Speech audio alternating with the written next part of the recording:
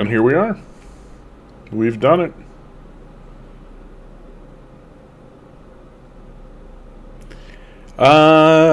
Today's stream is gonna be kinda weird, 'cause I've been up all night, living my life without sleep. Up all night.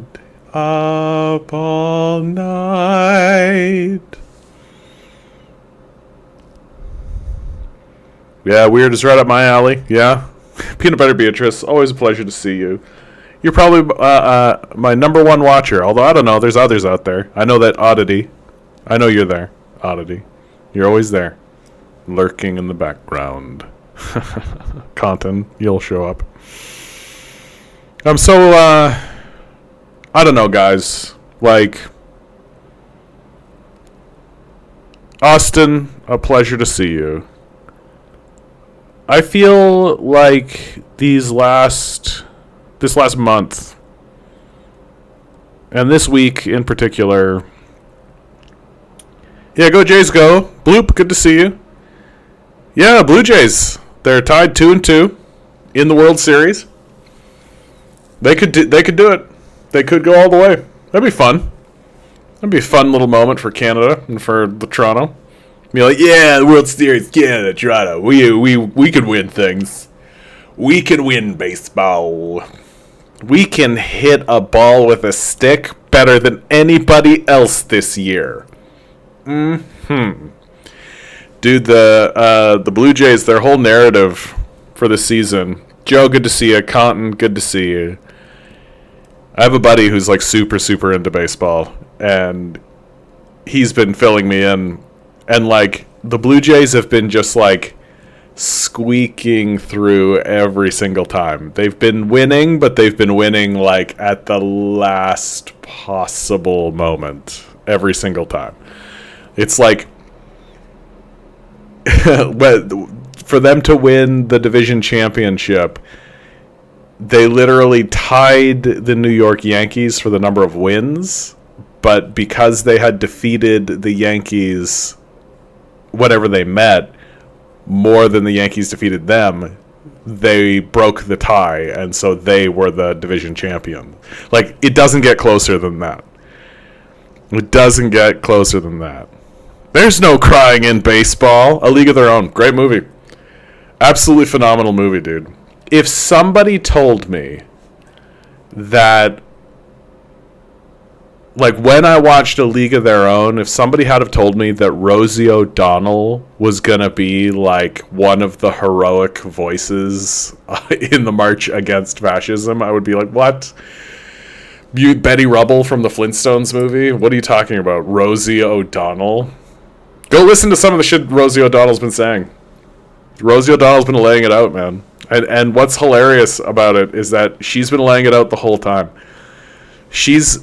I feel very like connected to Rosie O'Donnell in this moment, because you go back like 10, even 20 years, and you got like Rosie, and she's sitting there being like, yeah, Donald Trump, this is what he is, and this is what he's going to do. And now it's like 20 years later, it's like, yeah, everything she said was correct. And so now, like, one of the funny things about humanity, right? One of the funny things about Westerners, at least, about Canadians and Americans and Europeaners, is that we love to listen to people who are wrong all the time. That if a person is constantly and consistently wrong, and forget about like lying or being deceptive, but just incorrect, just absolutely incorrect. Dave, good to see you, my man. We still listen to them, and we still pay attention to what they have to say, even though they've been wrong every single time they open their mouth. And then the people who are right, the people who have been correct, we sideline them and put them on the fringes, and we say, oh no, what a kooky, oddball weirdo. And somehow people get this kind of moniker, this idea about them. And like Rosie O'Donnell is a good example of this. Somebody who's like, you sort of think is like kind of a kooky fringe on the side of the show. But they've been right about everything.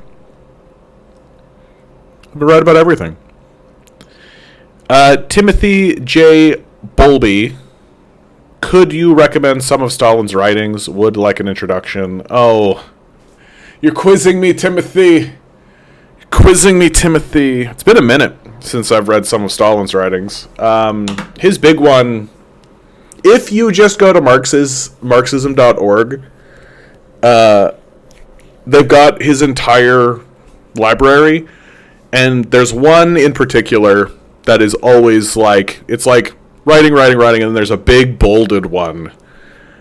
And it's like, it's something like the national question. I forget the name of it. Like, the concept of nationalism, and the concept of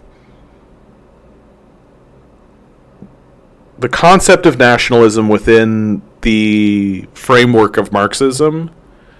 Stalin did a lot of good writing and a lot of good work on that question. And he, like, for some reason, Trotsky gets a lot of credit for an analysis of fascism, but Stalin has, like, good analysis of fascism. Like, he was the leader of the military who fought against the fascist army and won.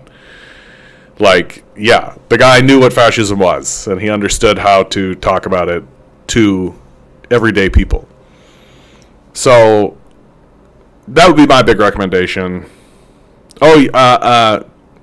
Engels' The Principles of Communism is extremely clarifying. Like, if someone was to just ask me, hey, John, what should I read about communism? Should I do the Communist Manifesto? I'd be like, the Communist Manifesto is actually not the best thing to read. I don't know how the Communist Manifesto has become, like, the thing. Because it's pretty dated, first of all. Right? Like it's clearly a piece that was set in a time. And a lot of it is just not relevant to us. Like there's themes there, and like revolutionary themes, and there's some good slogans that come out of it for sure. But in terms of like information, in terms of just like basic understanding of core principles, you just can't do better than the Principles of Communism. Straight up, the definition of communism that Engels uses, I think, is like, if everybody understood the definition, which is the communism is the doctrine of the liberation of the proletariat. If people understood that, then I think it would be easier to talk about it, and it'd be easier to communicate, right? But people have really weird and dumb ideas about communism. I mean, for goodness sakes, like, communism is when the government does stuff, right? That's all. Communism is when the government does things.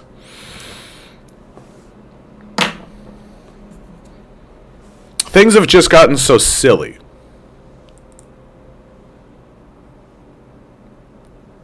And in so many ways, I've talked about this on the stream before, but it really is what I am currently experiencing. It's like I'm experiencing this enormous release. And this enormous, it's like a relief in a way. Like but it is like a letting go. You know?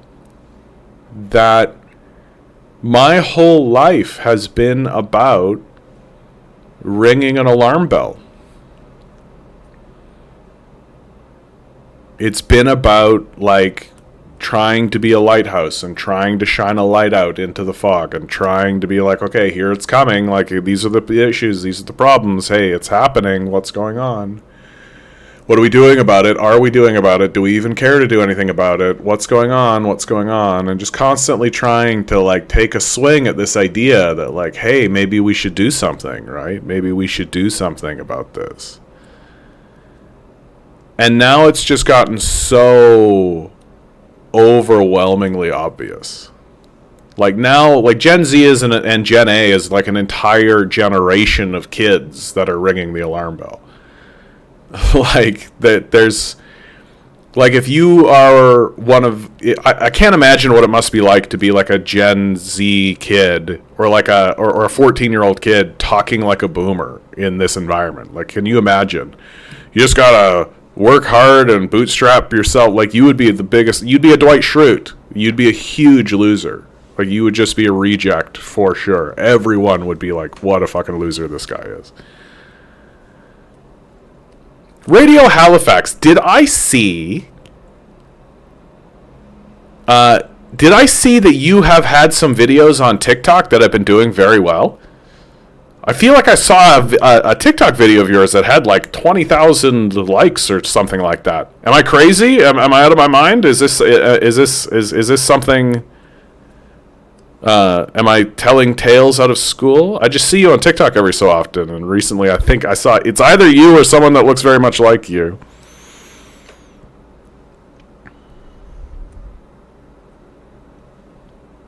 Yeah, Compton writes, so what if the government does stuff? Like, my favorite is that there are conservatives who are saying, there are conservatives that have been saying, the removal of SNAP benefits, which, by the way, this is the story. Like, if you want to know what story we're going to be talking about, it's the removal of SNAP benefits. The end of SNAP funding to end the 1st of November. And they're saying that this shows that socialism doesn't work because the government can remove it at any time. Because if your definition of socialism is the government doing stuff. Radio has been blocked from TikTok. Oh yeah, okay. That makes you credible if you ask me. I've been blocked from TikTok too, so. Oddity, good to see you, my man. Good to see you, my man. Yeah, Hall, in a hyper-individualistic society, communism is the boogeyman. Well, anything to remove power from the capitalist class. Like, heaven forbid if we nationalize the banks, right? Like, heaven forbid if we actually said, maybe we should have control over the financial system. Maybe that's a good idea. Austin, can you also talk about the notwithstanding clause use in Alberta? I mean, I don't actually know that much about that situation going on, but I can tell you, like, notwithstanding clauses are like, it's literally a method for the powerful and the rich to just sort of hand wave away all the legislative work. Notwithstanding, we're gonna do it anyway. It's it is hilarious bullshit is what it is.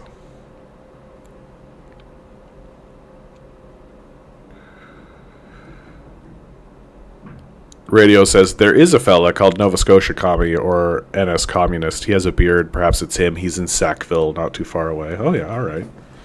JT, good to see you. Santa Claus isn't coming this year, kids, but notwithstanding clauses. You know what, dude? Like, keep your eye out on this Christmas. There are a lot of places that are laying people off right now. Like, Amazon is laying people off. UPS is laying people off. There's a lot of layoffs happening right now. And, like, if you're laying people off, how are they going to have the money to buy your products? You know? Like, there is going to be a year. There's going to be a year. It's going to happen, right? Where a bunch of companies, big companies, not small little companies. Oh, Wing Wing with a first comment. Stick around, Wing Wing. Let's have a talk. It's been a minute since I've talked to somebody new. My schedule's been all over the place recently, so let me just finish this thought. Like, big companies like Amazon or Walmart, and they're just not going to make it. They're not going to make it into the red, or out of the red. They're going to stay in the red, and they're not going to make it into the black. And like, that'll be the end of it all. Like, that'll be the end of it all. They'll literally fold up shop overnight, it'll just be like, and suddenly Walmart won't be there. And you'll just be like, what happened here? You're like, yeah, the capitalists don't give a shit. They never cared about helping you. And like, they'll take all of the stuff that's in the Walmart and they'll just throw it in some big bin somewhere. Just some hole where you'll be able, and at first they'll have like cops guarding it so you can't go get it. And then eventually they'll lay the cops off, and then there'll just be these like big depots and empty holes in the ground full of just goods. Wing wing. Communists think that giving everything to the state will make the economy work. That's not really what communism is about. Communists have a very begrudging relationship with the state. In fact, I think that you are mistaking communism in this instance with fascism. Fascists are very explicit. Like if you read the writings of Mussolini on fascism, he's very explicit. It's that you are supposed to empower the state, and that the state is supposed to be the center of the economy. And of course, the state is supposed to work for the benefit of the business class, right? That's fascism, and that's how that works. So, communism's relationship with the state is very begrudging. Communists don't really like the fact that we have to have a state. Honest communists will often agree with anarchists. I have anarchists who watch my show and are in the chat all the time, and they're constantly saying, like, we could just do away with the state. And unfortunately, this is where communists and anarchists have a core disagreement. It's that communists don't think we can get rid of the state, that we need a state in order to defend ourselves from other states, specifically capitalist states. And that by abolishing the state, you leave yourself vulnerable to attack. When we already live in a socialist system today? No. Just flatly false, Swing Wing. Like, at some point, 1 + 1 does have to equal 2. And if you're saying we already live in a socialist system today, you're saying 1 + 1 equals potato. Like, you're living in kind of a flat earth position in a flat earth reality. So just want to correct you on that. This is a capitalist system.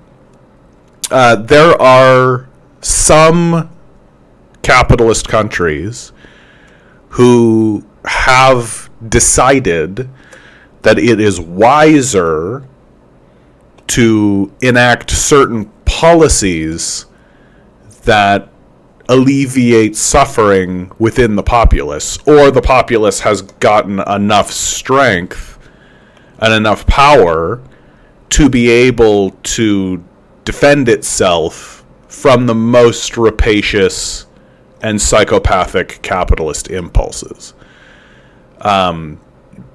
But all European countries, all American states, America, Canada, these are capitalist countries. The ruling class is the ownership class, the people who own all the assets, and they have courtiers. Here in Canada, it's the Liberal Party and the Conservative Party and the NDP, frankly. And in the United States, it's the Republican and the Democratic Party. And these courtiers work on behalf of the ownership class in order to maintain the power of the capitalists. Like, it's sort of an odd thing to say that we live in a socialist country when, like, Elon Musk exists. The state controls an entire healthcare network. So you don't understand how the healthcare system works. And can you get a little bit more specific about what country you're talking about? Because it's pretty clear. Yeah, I don't think you actually know how the healthcare system works. It has a network of hospitals. It plans to provide service at affordable prices, not market prices. It doesn't have an owner, the states. I mean, single-payer healthcare is a arrangement, like the state doesn't own the hospital. It's not how that actually works. How it actually works is that the healthcare system is set up so that there is a single payer, right? That instead of me negotiating with a hospital, the hospital has to negotiate with one payer, and that one payer is the government. And there's a representative government. That's here in Canada. In the United States, it's a fully privatized system, and the result of it is just a complete and total disaster. And in either situation and in either case, the model is not like a state-owned enterprise. And of course, we can have a debate about whether or not that would be a good thing. Would it be good to have state-owned and state-run and state-functioning hospitals?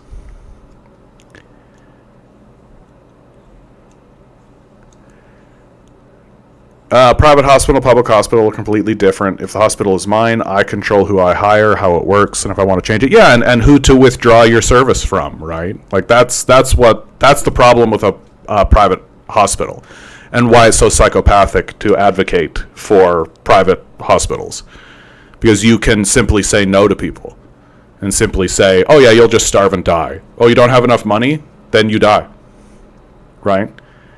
Yeah, it's just basic fascism, right? Like, might makes right healthcare edition. Whereas, like, people who actually care about their neighbors and want to see them do well in the world and who want to see them succeed, even if a tragedy befalls them, understand that a single-payer healthcare system is the way to do it, right? Like, if you actually, understand that, like, you can just be walking down the street and the universe can be like, yeah, embolism, boom. You can be walking down the street and just somebody will be like just fall over or something, or just like trip on a sidewalk and like just jank their ankle. And they just need help.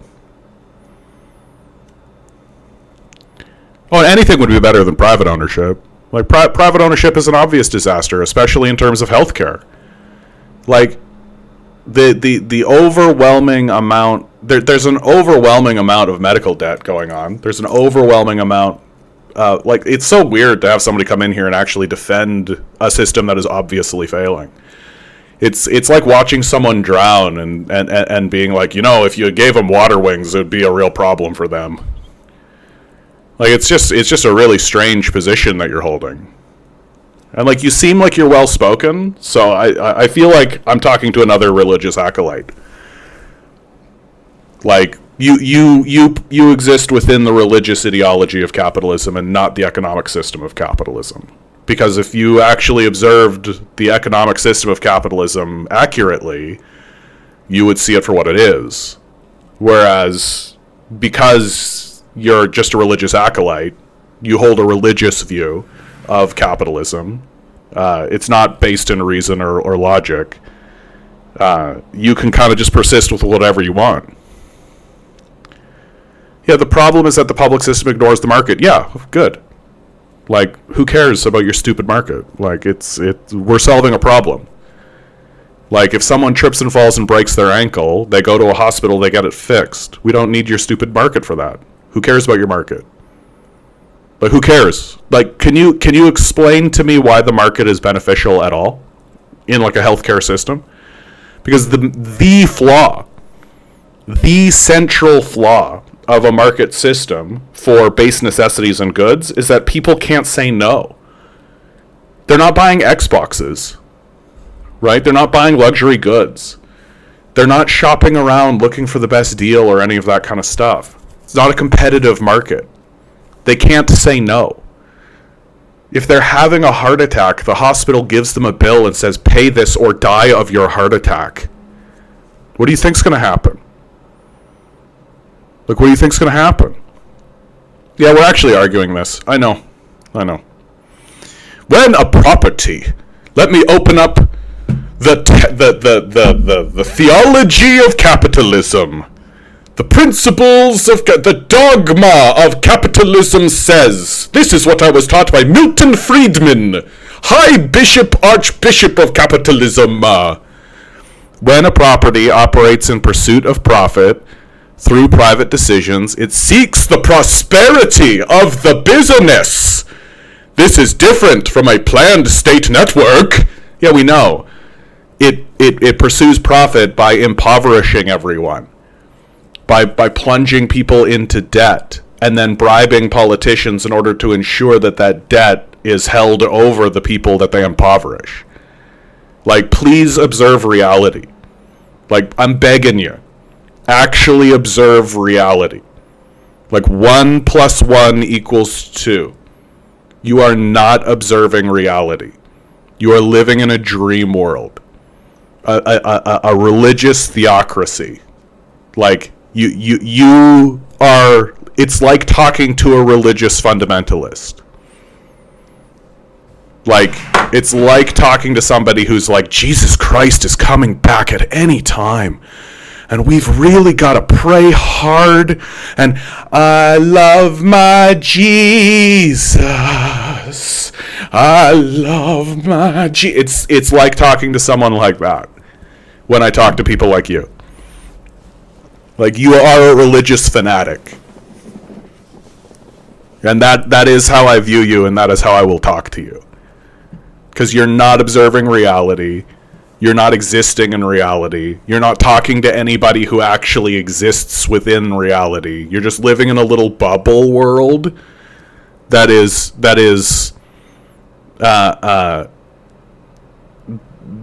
akin to like flat eartherism or like Christian fundamentalism. Just Jesus is coming back at any moment. The earth is actually flat. How can anyone think that ignoring supply and demand will make the economy function well? Okay, so you've read like page 3 of Adam Smith's Wealth of Nation, but you didn't read the rest of it. Right? Like, you've seen the propaganda because you've bought into the religious ideology, but you haven't actually read anything else.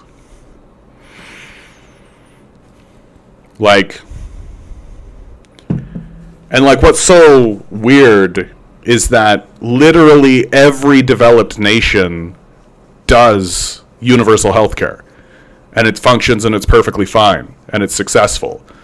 The nation that doesn't do universal healthcare, America, is the one that's having significant problems. And it's like completely obvious that that's the case. It's not a debate. Like, it's not a question. So my question for you is like, why are you holding on to this weird religious ideology? Like, why do you think magic is real? Because that's what you're saying. Like, you're basically advocating for a system that failed 30 years ago. And now we're watching the crumbling edifice of it fall apart while the capitalists literally like vulture it and literally try to dismantle it and make it worse. So it's just like, it's very strange that you're holding on to this religious ideology the way that you do. Canadians themselves complain about the government and public health. Sure, people complain about everything. It doesn't mean anything. Right? Go down to the States, see what happens to people. Watch people get tossed out of hospitals with broken limbs. Watch people get denied health care. Watch people get plunged into enormous amounts of medical debt that destroy their family. Like, you can watch it. It's right in front of you. It's very obvious and very easy to find. You have to try to not find it. Like, you have to really work hard to not find it. And a religious acolyte like yourself, a fundamentalist like you, who clearly is just bought into a fake narrative for some reason. Like, I don't know why you think the way you think. You just do. In spite of all of the overwhelming, abundant, overflowing evidence to the contrary. Like, it's so clear that the medical system, the healthcare system in America has failed. Like, it's so obviously a failure. Especially when compared to literally any other universal system that functions and works. Like, at some point, dude, 1 + 1 does equal 2. And, like, you think that you're engaging intellectually and you're not. You're just not. Like, look at a picture of the Earth. Is it flat or is it round? Are you capable of making that distinction? Because right now, seems to me, you're not. Are you in favor of tripling the minimum wage in your country? The trouble with the minimum wage conversation is that people rarely bring into the conversation that the actual problem is that owners set prices. Right? So if you raise the minimum wage, they just raise the prices. That's what inflation is. That's the funny word they use to describe them gouging you. Right? So the conversation shouldn't be, how do we raise the minimum wage? The conversation should be, how do we remove all enterprises from capitalists completely, and how do we get rid of the capitalist class? How do we make sure that it's not psychopaths raising prices on us, calling it quote-unquote inflation, and pretending like it's a natural force so that religious acolytes like you will be like, yes, inflation is just normal and natural. That's just a thing that happens in the universe.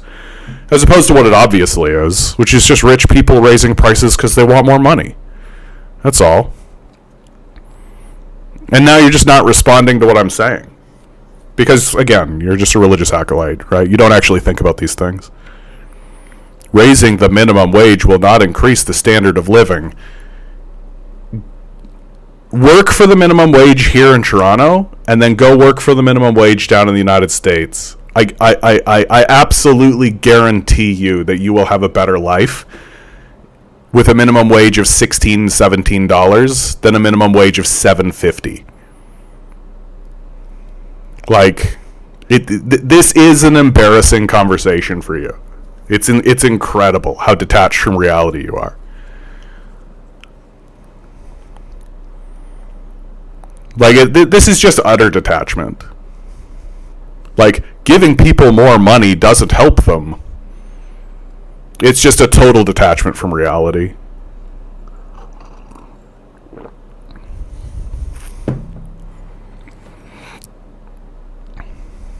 Yeah, I imagine they'll go to the next talking point without acknowledging any reality. It's robotic. Yeah.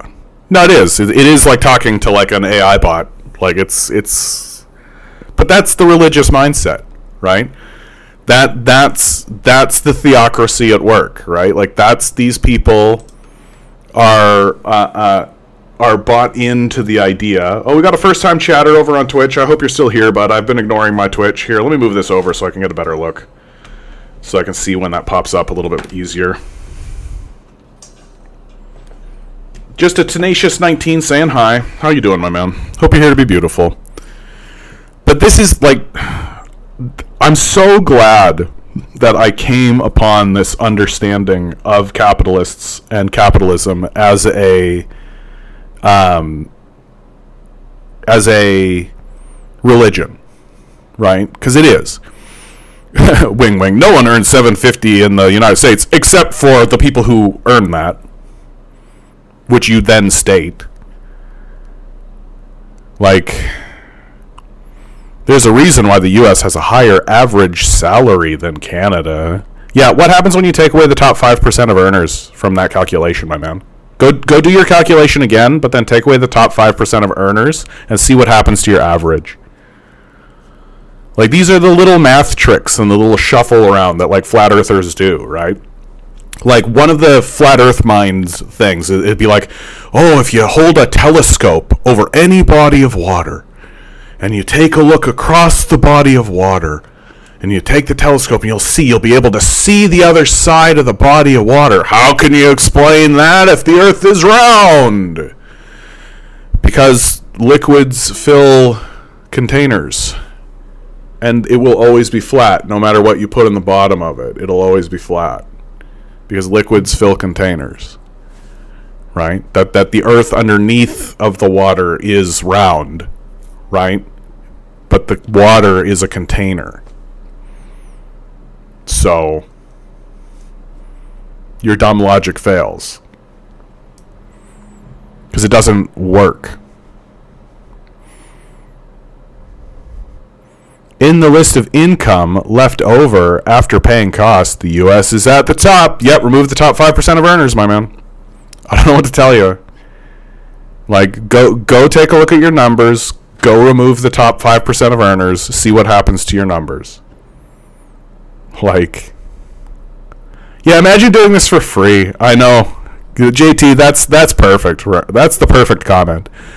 Like, imagine just freely walking around thinking this way and just being a bootlicker.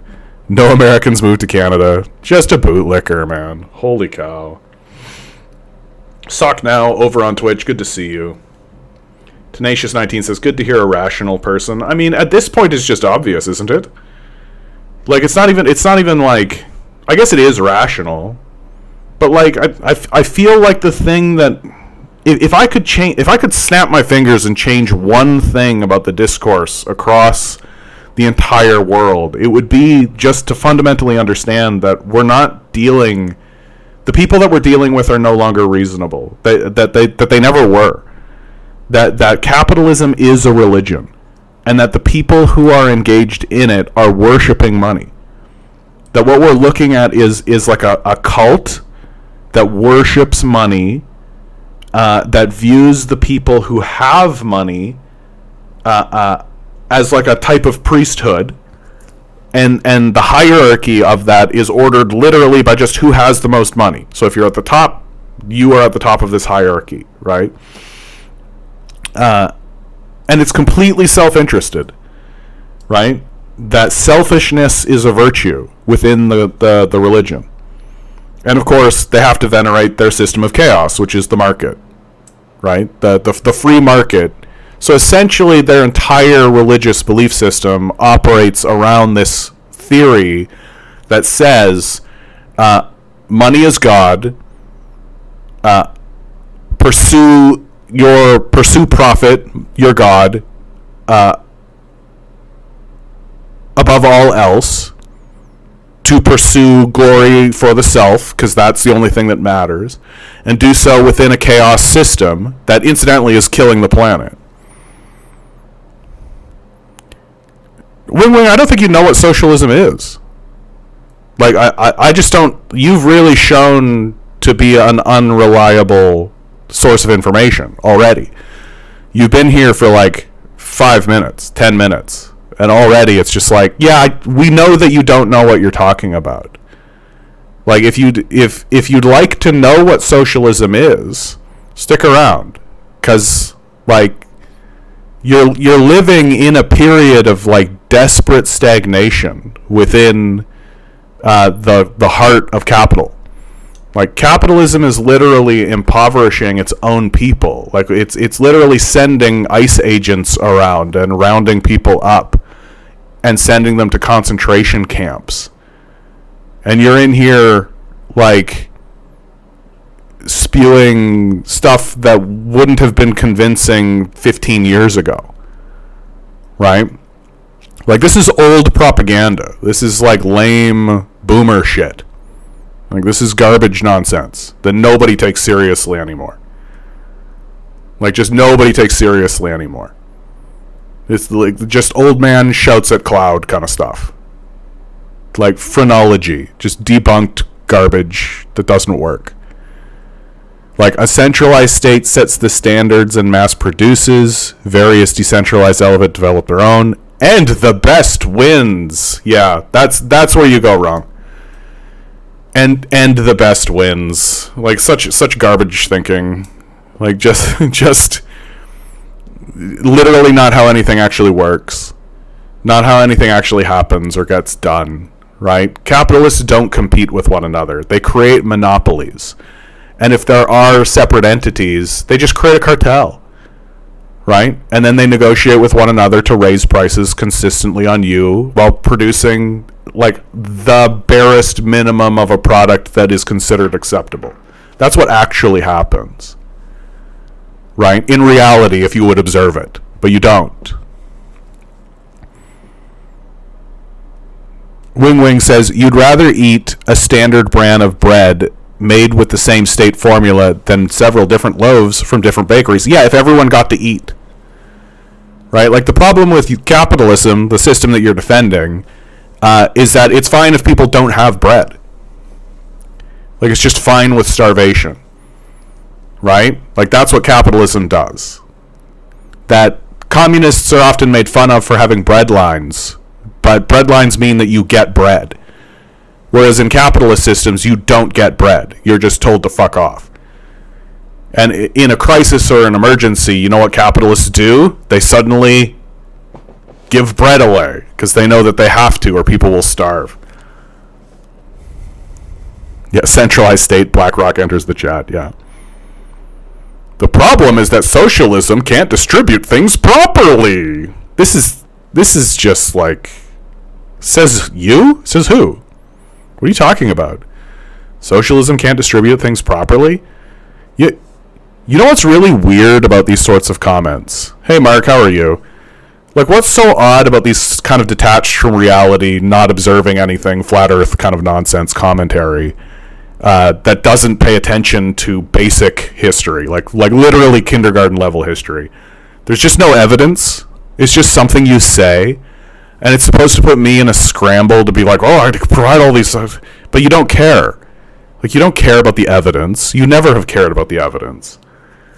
You're just wasting everybody's time. And the...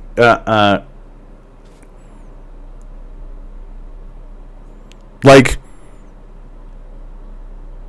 every single time communists and fascists, communists and capitalists, have actually fought one another in like big scale warfare, right? The communists win. You know why? Because they can produce better. They can produce faster. Their system is more streamlined. It's better. Right? Instead of having to contend with just like a hodgepodge of feudal connections and like this like negotiation of power structure and a constant pissing match, we are constantly reinventing the wheel over and over again. You have a group of people being like, this is the goal, this is what we need to do, execute on the goal, we have to solve it. Like the Soviets defeated the Nazis in World War II. And they did it by the admission of the Nazis by outproducing them. Like, where are you getting your information? Like, what dream world do you live in where you get to stand in front of people and say this absolute flat earth nonsense and pretend like you're a credible intellectual when you clearly do not understand the subject at all? Like, at all. You're just vomiting out the bullshit you've been told by other idiots and people who are paid to lie to you. And now you're in here saying this garbage as if it's a serious thing that should be taken seriously while your system is collapsing. That's the best part. Like, that's the best part. The system you're defending is in a free fall collapse. You literally have a Gestapo rounding people up and sending them to concentration camps, disappearing citizens. Any social services that actually exist are being stripped. Poverty is increasing. Unemployment is increasing. The system of capital is in a free fall collapse, and you're pretending like it's not because you're delusional. Because you have a religious belief, and you need to confront that religious belief. Just like people who believe Jesus Christ is coming back at any moment should probably contend with that. Just like people who have flat earth brain should probably be like, I'm wrong about that one. You got to come to terms with this. Reality exists, and at some point, you got to deal with that. Wing Wing continues. Even if one ignores standardization and state-produced versions of goods and services, the socialist system itself is incapable of distribution. Just flatly false. Just a lie. Like, just garbage. Like, just garbage. Not really worth responding to. Go take a look at literally any socialist system. Like, please observe reality.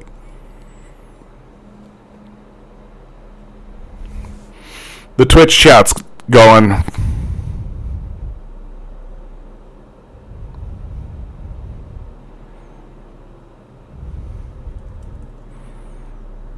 Gamer Jams, good to see you.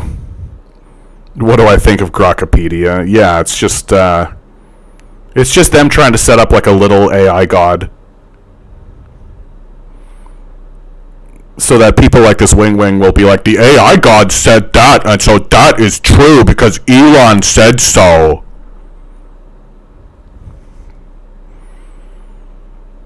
Gamer Jam. Some of our near-Earth objects, like asteroids and meteors, have a ton of water and precious metals to quite literally change everything for the better. I mean, it is an interesting idea, but under the system of capital, all of those resources will be hoarded. And, I mean, I just can't imagine the horrors of being like a space miner in under a capitalist system. Like, it just would be it'd be a horrific, it'd be a horror show.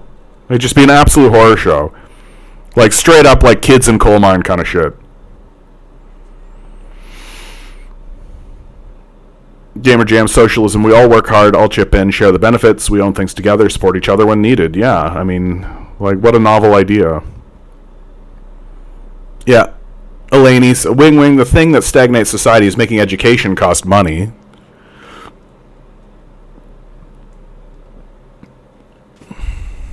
Oh, yeah, the movie Moon. Yeah, Moon is a great sci-fi. Really, really good performance by Rockwell in that one. Wing Wing, not going down without a fight. The state assigns a value to wages because money is the most important thing in your worldview. The fake thing that you invented and that we print, the measurement tool for value that we use, is the most important thing in your worldview, right? So, of course, you're going to value money over your own life, because that's what religious acolytes do, right? They don't actually care about things that exist and are real and observable. They care about their God that they worship, which is why you're going to care about this. The state assigns a value to wages, to everything that exists, collects data on housing, which becomes outdated in a month in spite of any evidence. Like, you just say things, dude. Like, it's just kind of embarrassing. Like, that housing is outdated. There's no homeless people around. I wonder why. And fails in its planning because it can't find a match. Like, yikes. I don't think there's anything else to say to you but just yikes, dude. Like, you're just living in a dream world. You're just detached from reality. Like, I'm just going to say the same thing over and over again. Like, the earth is round, dude. Like, the earth is round. Yeah, so many matches going on in the U.S. Like, the homelessness crisis. Like, dude, the homelessness crisis is like, I don't know how you're missing it. Like, there's a massive homelessness crisis in all capitalist nations right now. What are you even talking about? And then you go to a place that has, like, a planned housing system where they don't really go for the housing market idea, like China, and you're like, where are all the homeless people? Oh, you can walk into a building and be like, I don't have a place to live, and they'll find you a place to live. Oh my god. Oh, what a fucking idea. Oh. But if you just don't care about reality, man. Yep. Moxie Mainframe coming in with a great comment. The People's Republic of Walmart is a great read. Modern international companies are similar to states and can plan their quote-unquote economies. Yeah, I mean, like, tyrannical dictatorships like Walmart can basically dictate whatever they want. And all of these tyrannical dictatorships, businesses, are centralized planned economies, right? They're just centralized planned economies within the confines of the totalitarian dictatorship that they are, right? Like Walmart, Starbucks, Amazon, these are the most tyrannical dictatorships the world has ever seen. They just haven't taken the turn to violence yet. That they have a apparatus, the state, that they currently control to do their violence for them and on their behalf. It's a big reason why these ICE raids happen at all, is to terrorize the labor force into working for shitty wages, right? Is to make sure that you can constantly put pressure on the labor market to keep wages stagnated and low. And should the totalitarian dictatorships like Walmart lose control of the state, they'll just start using mercenaries, right? Like, that's That's what will happen, and that's how this is all going to go as things start to collapse. Like you're gonna have like Snailbrook, and you'll have like a mercenary private military force there, and they'll defend their right to exist by evoking the Second Amendment, of course.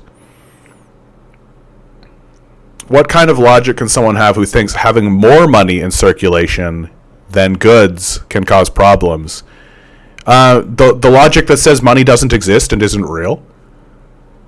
Like, money is a measurement tool.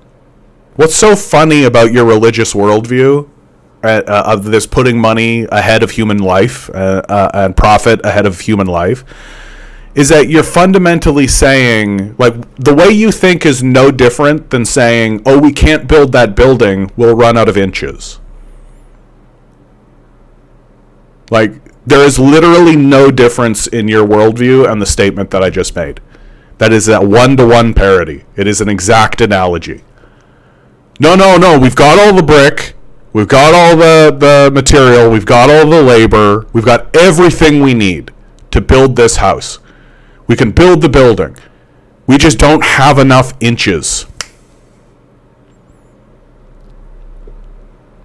That's the way you think. You genuinely think that, but if people don't make money, whoa. Because you don't actually know what money is. You've never actually done any serious thinking on this. Right? Like, you're so deep into the capitalism religious rabbit hole, and you've never actually had it seriously confronted by anybody.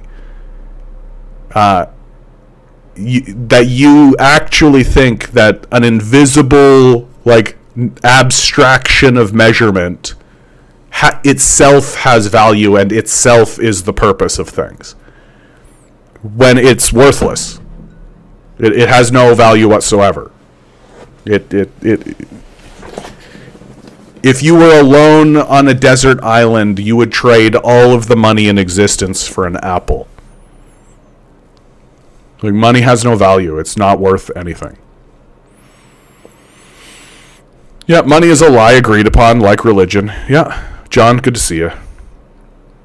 And, like, I do think that money has a place in civil society, and I think that that place is in a room in some central bank that is owned by the democratically elected people, and that those people sort of move the money around just to make sure that everything's going okay, that there's no aberrations, right? Because it's a measurement tool.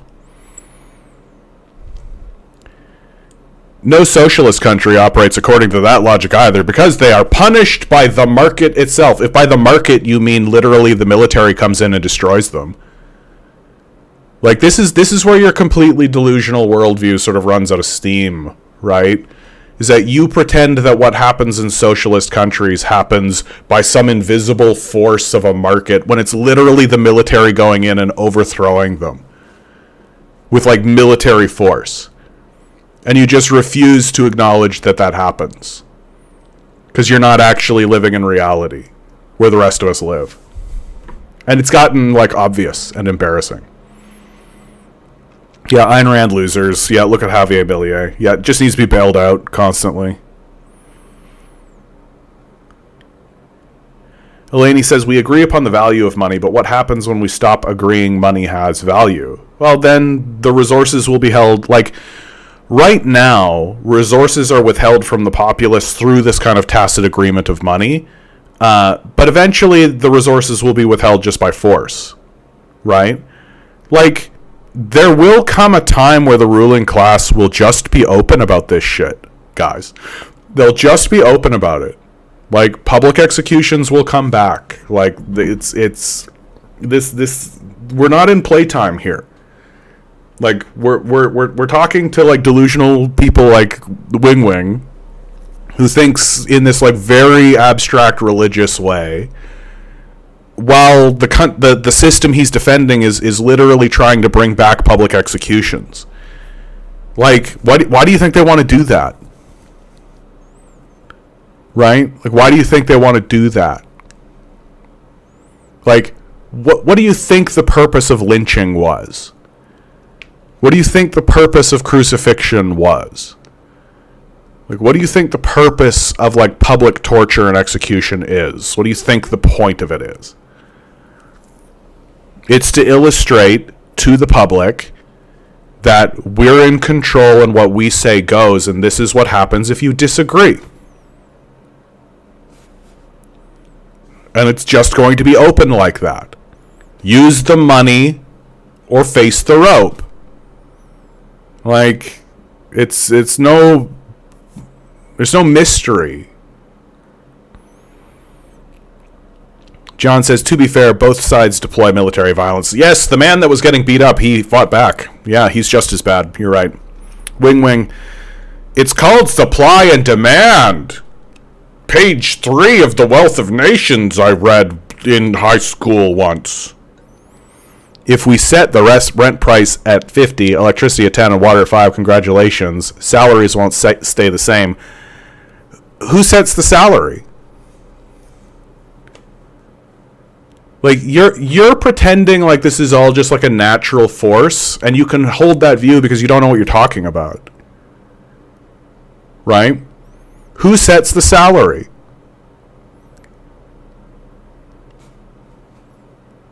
Oh, it's the capitalists set the salary. Oh.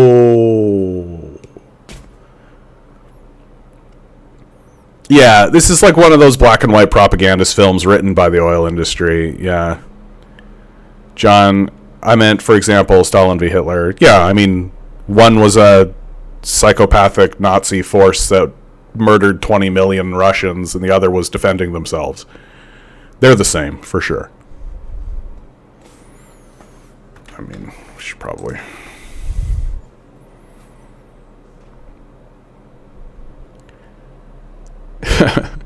Joe, stop, Wing. We know all that. You obviously do not know or understand how that can be transcended. Yeah, it's just wild to talk to somebody who's still talking this way. Like, it really is. Like, the system is complete. Your system is completely failed. Like, I feel like what we're looking at is like desperation. Like, I feel like what we're looking at is somebody who's like clinging to their religious ideology. Like I was a fundamentalist Christian at one point, right? And like the arguments, the way that you try to grasp hold of your religious worldview as it begins to fall apart, right? And that's what we're looking at here. We're looking at somebody who's sort of grasping at straws, who isn't actually thinking about what they're saying. They're just sort of parroting what they've been told, because it's likely the case that Wing is still in a position where capitalism is benefiting them, right? They're in that position of privilege where they are a beneficiary of capital. And so they want to defend Daddy because Daddy helps them. And they don't want to admit that Daddy's an alcoholic drunk that rapes his mother, you know?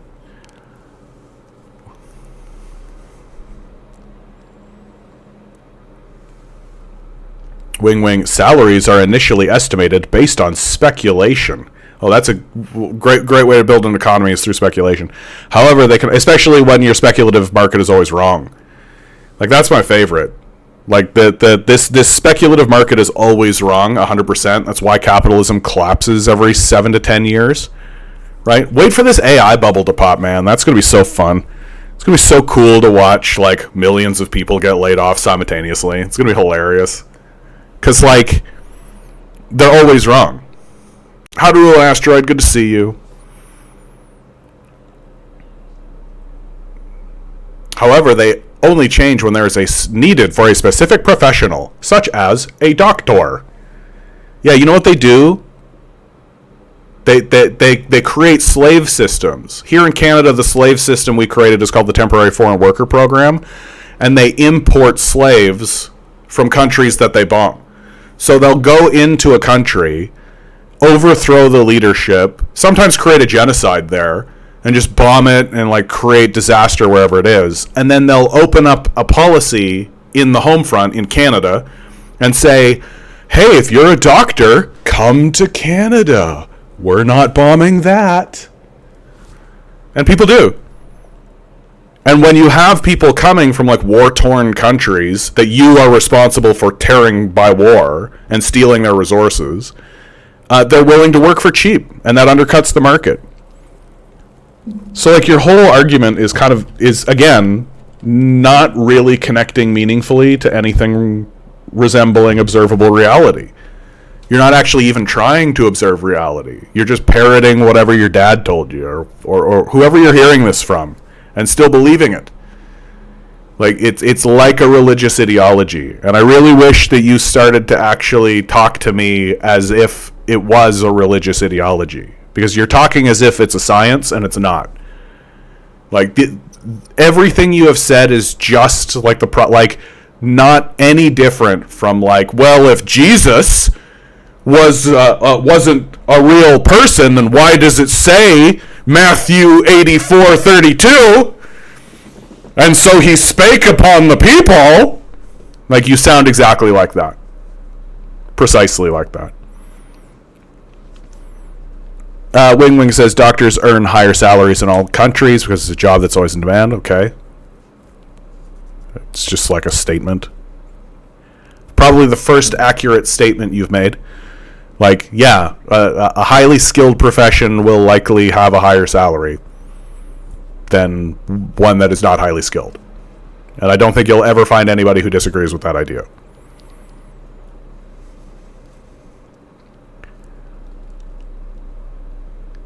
Wing Wing says, conversely, wages are not expected to increase. Only prices are projected to fall.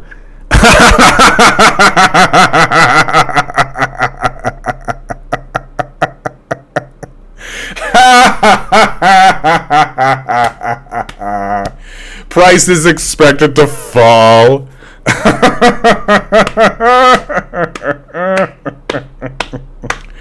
Oh, jeez. Now I know you're a religious acolyte, dude. Like, Jesus Christ.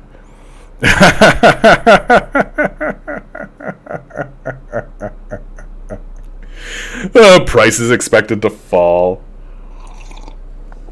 The only time prices have ever fallen in any capitalist nation at any point is when the leader of that country made them fall on purpose.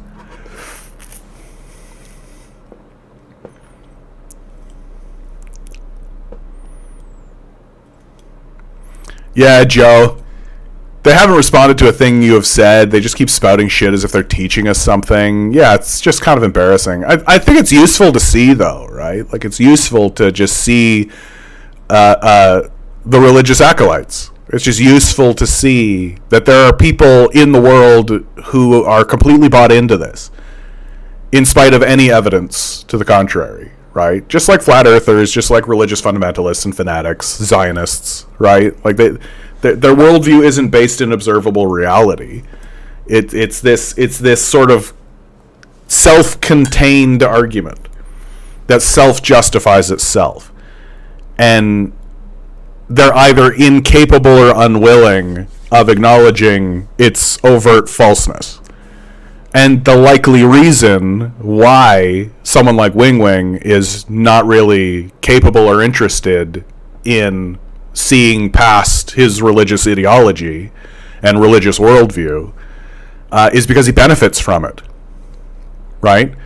That it's likely the case that he is a beneficiary of capital. There are beneficiaries of capital. There's like a small group of them. And so the bottom line on it is just, Daddy wouldn't lie. But the truth is that Daddy does lie.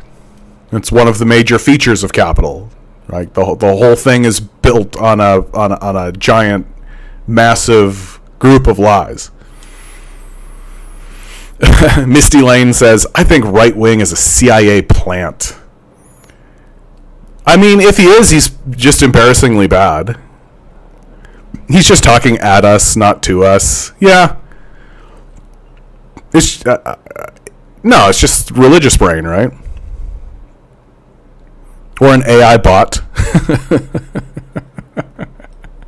Well, that's a good one. Hey, Wing Wing, say potato. Say potato or I ban you. It doesn't make much sense to believe that a centralized state planning and producing everything without much regard for these issues and irresponsibly setting low prices will work. Oh, there you go. Right, because you worship money, you think that. Right? You think that money is the point. Right?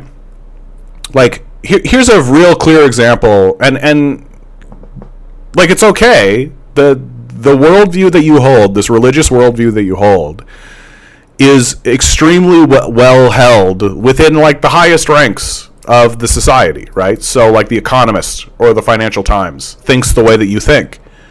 So it's like a forgivable offense, right? But what isn't really forgivable is maintaining it once you see it. Like, if I showed you a picture of the Earth and you saw that it was round and you still held on to the flat Earth shit, there would be something wrong with you. And I would be like, yeah, there's something wrong with you. Like, what's going on with your brain? How come you're hanging on to this? Like, at some point, reality exists. And you can see it anytime the Financial Times or the Economist talks about the energy system that exists in China. Because China has a very clear goal that is coming out of its centralized planned economy, right? Which is free infinite energy forever. Like, it's so obvious that that is their goal. That they want free infinite energy forever. They want to be producing so much energy, so much electricity that no one ever needs to even think about it. They want 15 generations from now, they want people to just be like, can you imagine living in a time where there wasn't free infinite energy that you could just grab and use? That's what they want. They want to put down solar panels. They want to put down fluoride reactors. They want to put, if they can launch a fission reactor, they will. Right? They want free infinite energy forever. You know what the Financial Times has to say about that? Well, if you do that, then the energy, you won't be able to sell it for a profit. And so it shouldn't be done. How can anybody make a profit doing that? It's a model that doesn't work. Because the point, as we all know here at The Economist and the Financial Times, and Wing Wing, you agree, the purpose of doing anything is for money and for no other reason. Forget about having free infinite energy forever. Money!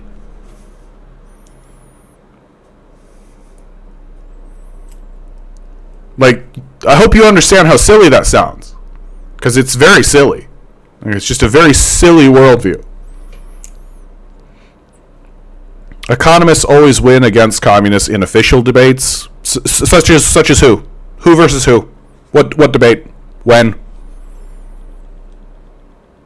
Please, what debate? Because communists end up focusing on emotions and not on concerns about our capacity and limitations of getting things done. When? What debate? Who? Because I don't think you've ever watched one debate. I don't even think you could name a communist. So who? Like, now you've painted yourself into a corner because you made a statement like that. And now you better cough it up. Who? And if you don't, I'm just going to ban you. I'm just going to ban you, man. Who? When did a debate between an economist and a communist happen where the economist mopped the floor with the communist? When did that happen? Who? What debate? If you're going to make a statement like that, you better back it up. Let's see it. If the next statement you make isn't a name, you're gone.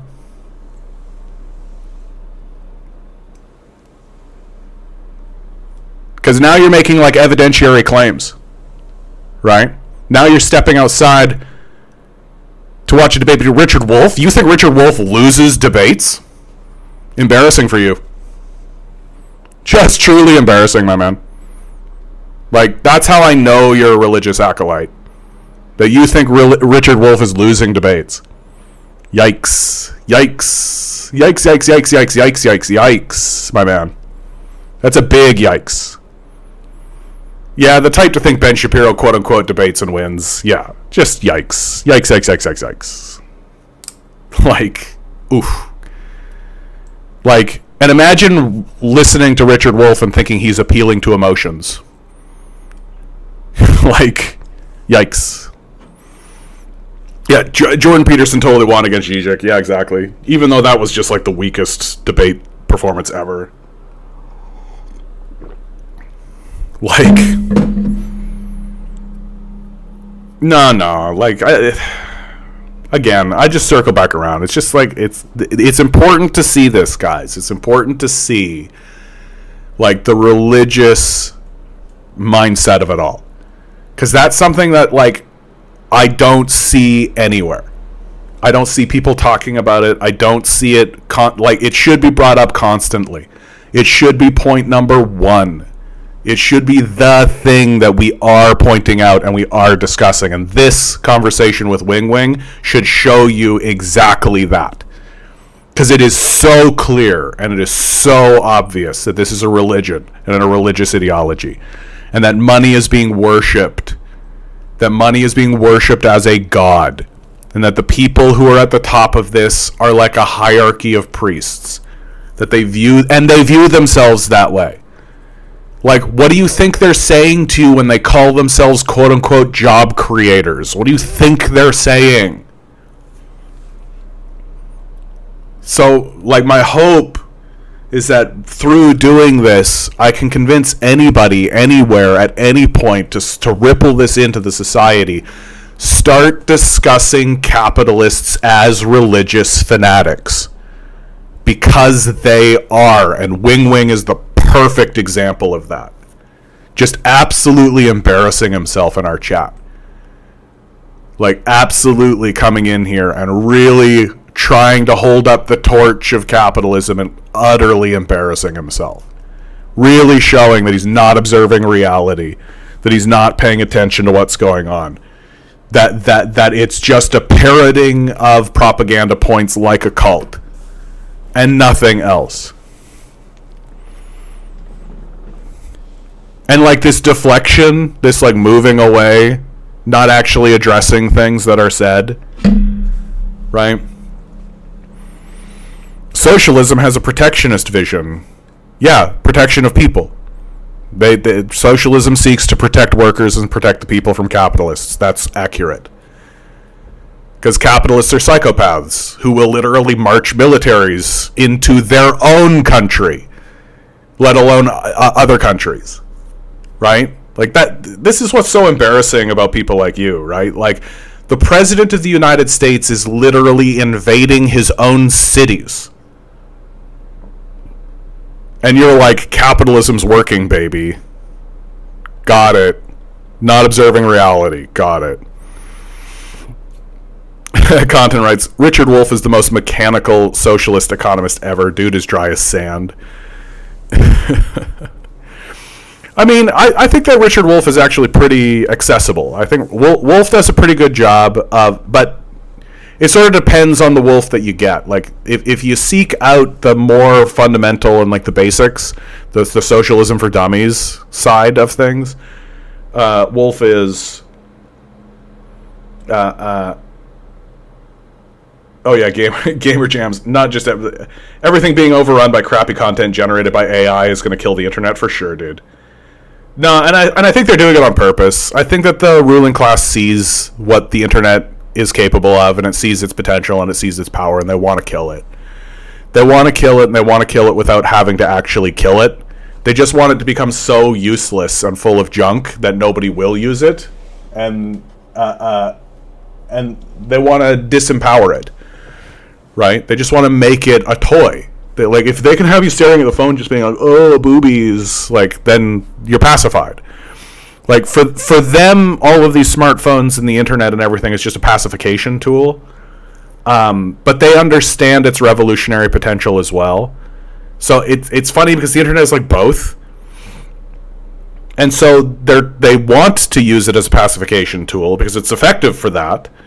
But they need to defang it, and the way that they're choosing to defang it is just by cluttering it with so much nonsense that your engagement with it can only ever be superficial. Wing Wing says economic protectionism. Yeah, protecting themselves from capitalists who murder them, right? Like World War II was a capitalist war that murdered 20 million Soviets and 20 million Chinese people. Like, I know that you don't pay attention to reality or facts, but like evidence exists, and like a war like World War II, you would be protectionist too. The idea of socialism in a single country calls for itself to be self-sufficient, that is, to produce everything. This goes against the logic of globalization. I mean, this is a long-standing argument within communism itself. You have to defend yourself against capital. And like the quote-unquote logic of globalization is sort of, you mean the perverse logic of your religious ideology, which I reject, of course, because money's not real. And like the only reason why nations such as the Soviet Union and the Chinese and China have had to make the decisions they've had to make is because they've been doing it with atomic bombs floating over their head, which you ignore, of course, because it's a religious worldview. You think that money is real and that everything just happens naturally.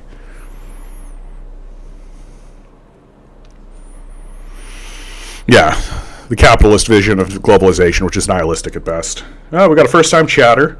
Carlitos Goat. Dude. Hilarious name. I just need you to know that. I know it's Carlitos Goat 1, but well done. Kind of wild hearing capitalists call communists protectionist when every Western country is bailing out banks, subsidizing fossil fuels, and throwing tariffs at China. That is protectionism, just for capital instead of people. Yeah, exactly, dude. No, exactly. Like, no, I don't think we're talking to somebody who's living in reality. Like, we're talking to a religious acolyte. Who doesn't seem to be offended at all, by the way, being called a religious acolyte. Like, he just kind of plods forward. Block the foreign market, create standardized state versions of everything, and promote them to the local population. Okay. Because they don't want, like, poison food to come in, right? Like, because that's what capitalists would do, right? So capitalists will send, like, imported goods, like, they'll import goods into your country, right? Like blankets full of typhoid, right? They'll Trojan horse you. Right? That's what capitalists will do. That under the cover of like a goods shipment, they'll send spies in. Under the cover of a shipment, they'll send military forces in. They'll send in baby formula. Who would ever stop baby formula? China stops baby formula. Baby haters. And meanwhile, they send like millions of dollars worth of guns in with the baby formula in order to arm CIA-funded rebels. Like, this is the shit that capitalists do and have done. The CIA admits it. Go to their website. So yeah, block foreign trade with aggressive nations. Like, capitalists are aggressor nations. Like, I don't even understand. Oh my god, Wing Wing. For Christ's sakes, Wing Wing. You don't know anything about China, my man. Like, China has markets, therefore, they are capitalist. Checkmate. I, who don't understand what socialism and communism is, am a perfect analysizer of China.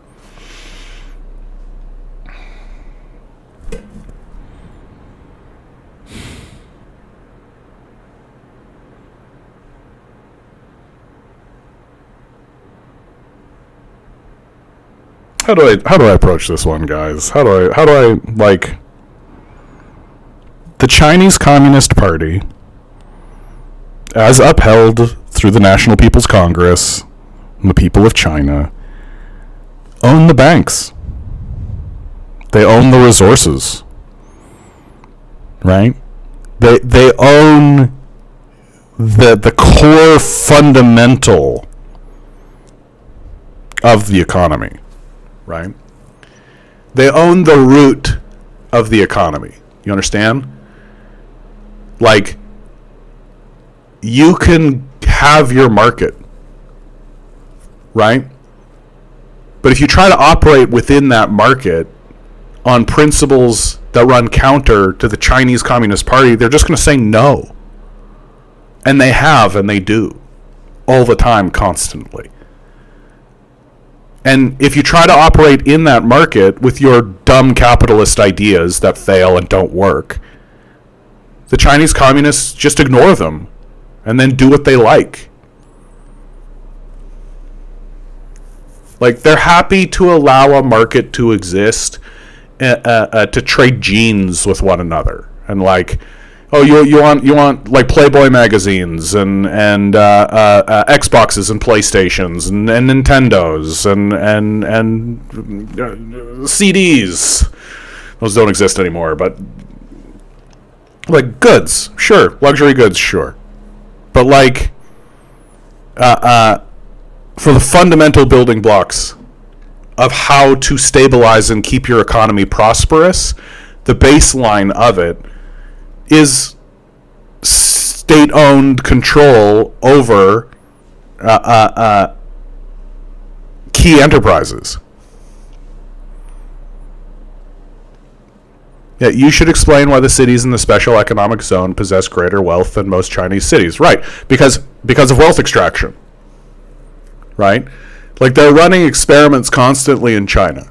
China has a population of 1.5 billion people. They can create little tiny economic zones to run experiments. And they have run many experiments. They're constantly running experiments. Right?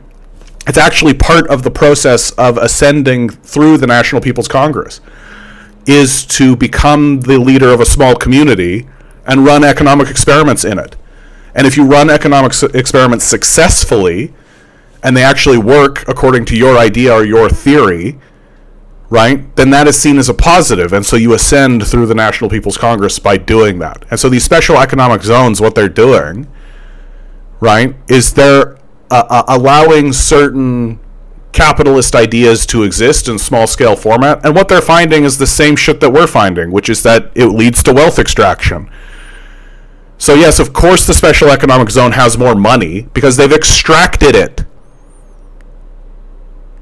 Which is why China is actually trying to shut this down. Because they're like, ooh, yeah, that kind of wealth inequality isn't beneficial to the populace.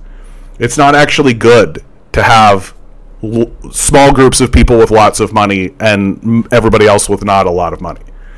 There needs to be more stability in that regard. So, like, taking a look at the special economic zones and declaring them as like a success for capital because some people extract more wealth from the society, you're just confirming what I have to say about it. It's just a confirmation of how the system of capital actually works. And that eventually, if you allow that to persist, you look at America and you see what happens.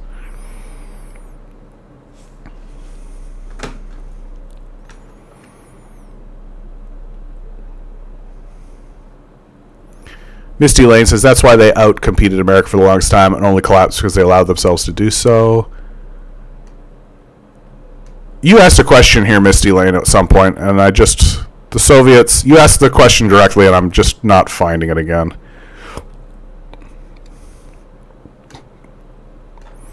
I think you just asked it, like, you asked about the Soviet Union. The Soviet Union was a command economy that, because it was the first of its kind, right? Like, it was the first society that was trying to set itself up based on these Marxist principles, and they understood that there needed to be a transitory phase, right? There needed to be a shift, and communists understand that this is like a journey. You don't just flip a switch and have like a whole new world and a whole new economy, right? And so there's conversations about like, oh, okay, should it be then that the state simply takes control over the capitalist enterprises that exist and just continue running the capitalist enterprises as they are, so that the worker, instead of working for an owner whose goal is profit, works for the state who they ostensibly support. And of course there are problems with this idea. The ultimate goal is that the workers own the means of production, right? That's the goal, is that it's the workers themselves who, through a democratic process, make the decisions about what should happen within the enterprise that they are engaged in. Like, that's the end goal. The issue with that people like Lenin and Stalin and myself point out is that that's very destabilizing to pursue these sorts of things. And it's tough to do that when you are under the threat of capitalist destruction and capitalist disintegration, right? Like, I don't know why we're forgetting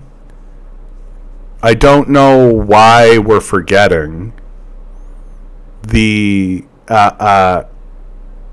what capitalists will do. Like, World War II was a capitalist war. They murdered 20 million people in China and 20 million people in Russia, and we just ignore it.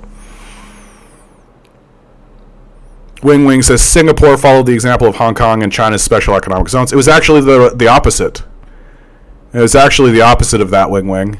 That Singapore was one of the first experiments, right? And that China looked at Singapore and said, oh, there's something interesting happening in Singapore. We should start developing and taking a look at that, right? Like, again, like, I know you don't know what you're talking about, right? It's really obvious that you don't know what you're talking about. I really wish you would stop talking as if you did know what you're talking about. Like, you're talking as if you're, like, teaching something, and you're not. Like, I wish you were asking questions. I wish that you were actually curious, as opposed to doing what you're doing, which is just kind of consistently embarrassing yourself.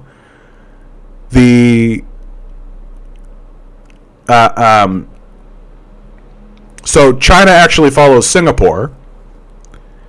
And again, the Chinese Communist Party completely understands that by opening up these zones, they are introducing inequality into the system, right? They also understand that capitalist systems inevitably reach a failure point, and so the purpose is to allow them to fail, and then whatever positive comes out of it, take control of it, which they've done repeatedly. They did it in the housing market, they did it in the energy market, they'll continue doing it. And then the things that just die because they die, the Chinese Communist Party is not going to bother itself with it. Giving people the freedom of entrepreneurship, the freedom to try to make a go of something, to create something, right? People want to do it. The communists shouldn't really have a problem with that. Like, you're not really arguing in favor of capitalism here, right? You're arguing in favor of, like, economic exploration, and you're trying to claim it as capitalist because you're a religious acolyte, right? But Wing Wing, you don't know what communism is. Like, what you're saying is no longer communist. You don't know what communism is. Like, why would I listen to what you have to say about a subject you're literally illiterate and ignorant about? You have no idea what you're talking about. Like, this is what's so embarrassing about you, man, is that you're so ignorant, and yet you think you're not. Like, you're just a walking, talking Dunning-Kruger effect, my man.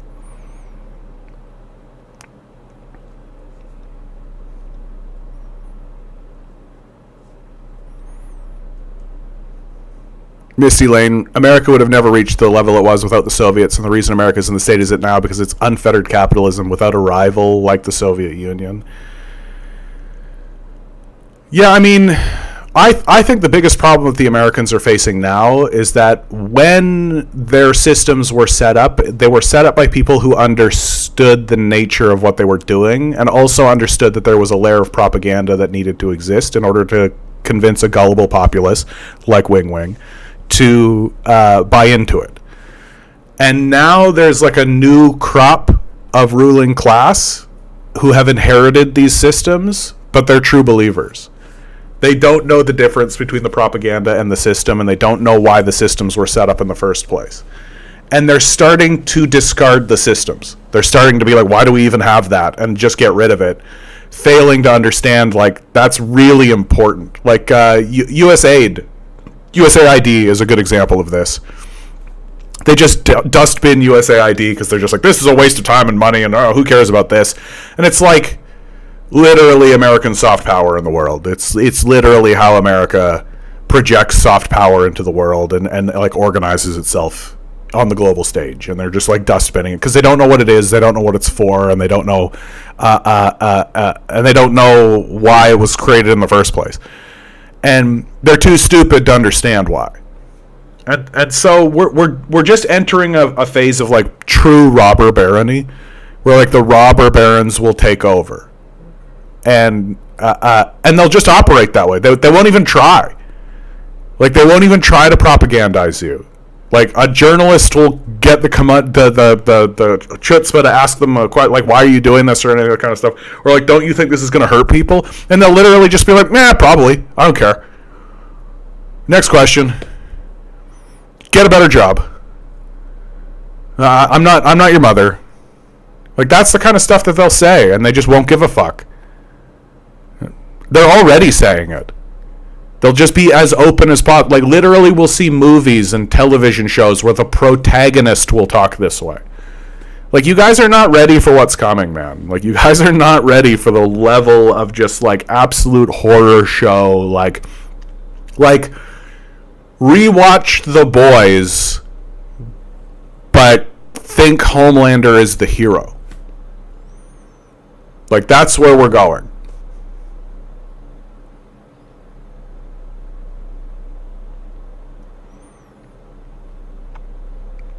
Misty Lane says, Lenin understood that capitalism could be used for short periods, but eventually reaches a dead end and you have to reset the clock.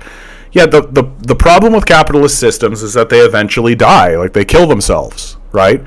Eventually, the for-profit model, like the parasites at the top of every capitalist model, eventually demand such onerous profits for themselves that the goods that they're producing are no longer affordable to the people who are producing it.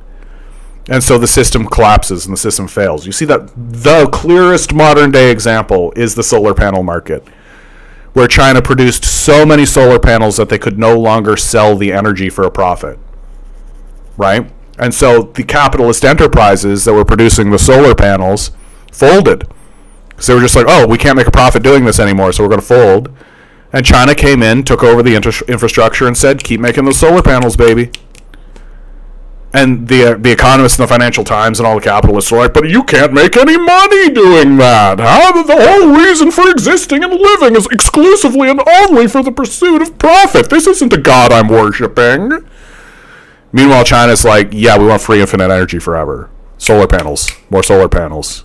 More solar panels. More solar panels. More.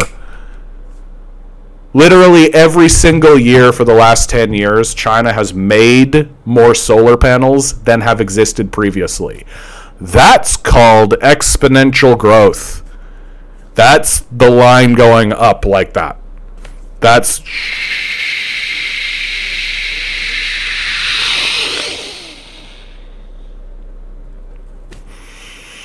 And it's just going to get really embarrassing for people like Wing Wing.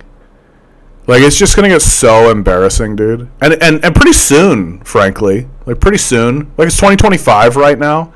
Some of the shit that China's been talking about for its predictions for its own economy in 2030 are just going to make what we're doing look like Amish territory. Like we're literally talking about, like, fully functional moon bases.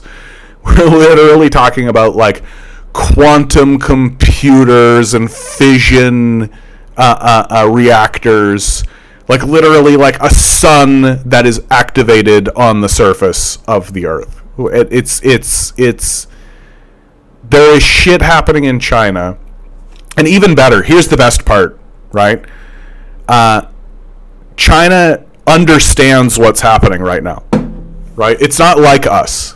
Right, the Chinese Communist Party is not like how do we worship money? How do we get money for ourselves and abandon everybody to poverty and in order to get money? Like, no, it's straight up like, oh, we can have free infinite energy forever and be at the cutting edge of every technological industry that exists, and imagine a world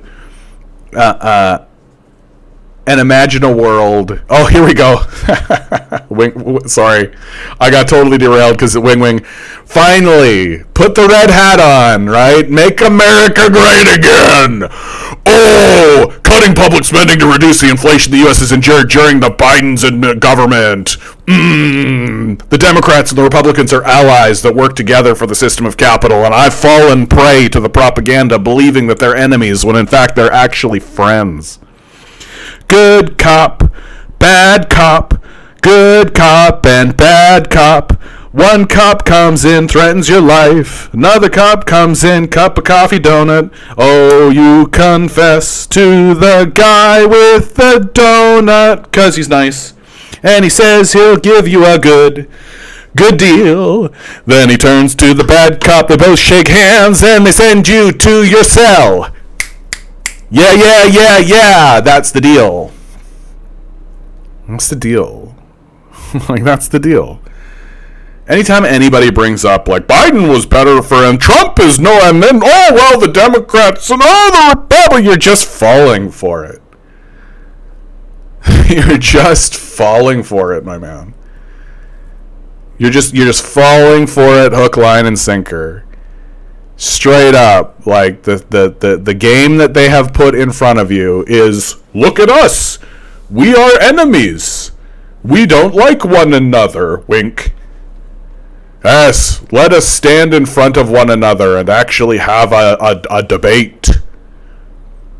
Like, it's all just vanity at this point. It's literally just like Donald Trump being like, I want to be the president, and like Kamala Harris being like, I want to be the president. Like, it's it.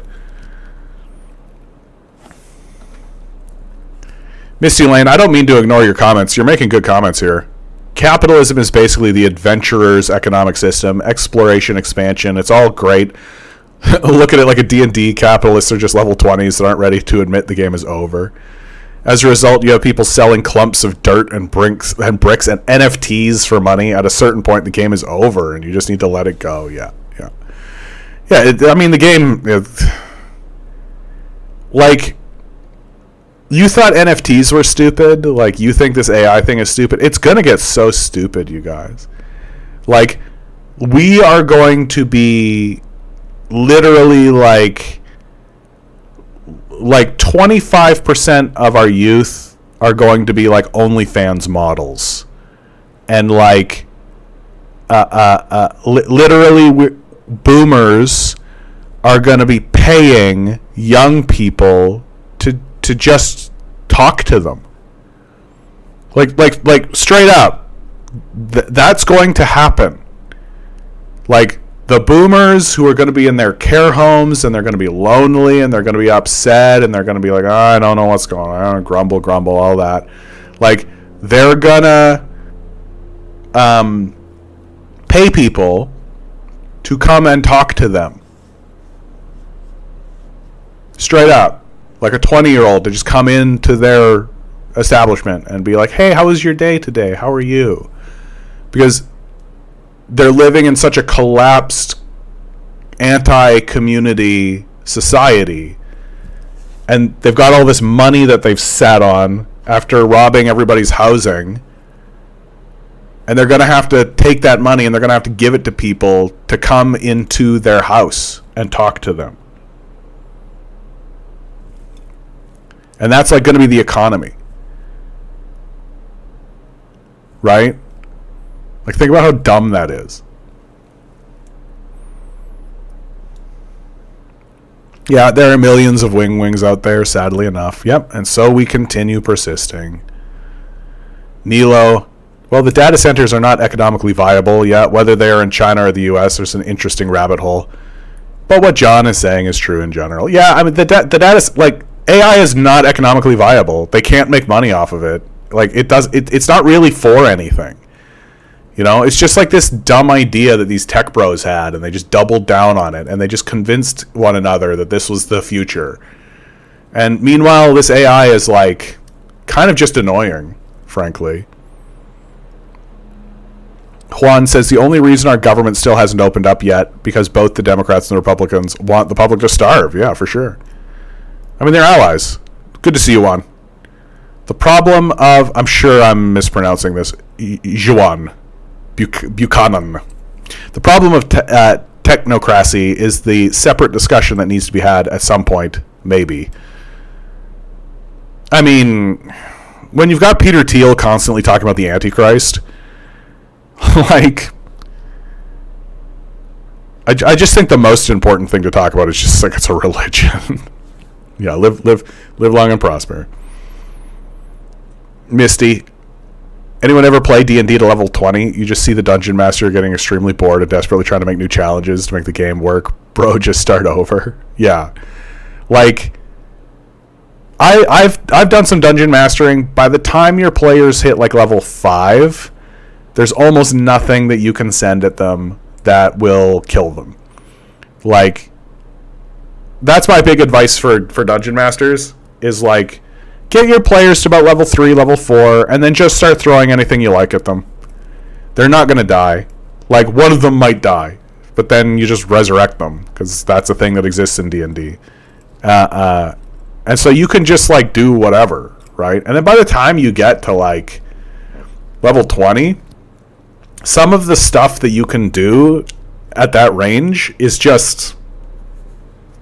like, I listened to an example someone gave once that there's an archer who has a spell that lets him see anywhere in the world, and then he can shoot an arrow and send it to anywhere in the world. So he literally can hit any target at any time with an arrow. Like, that's wild.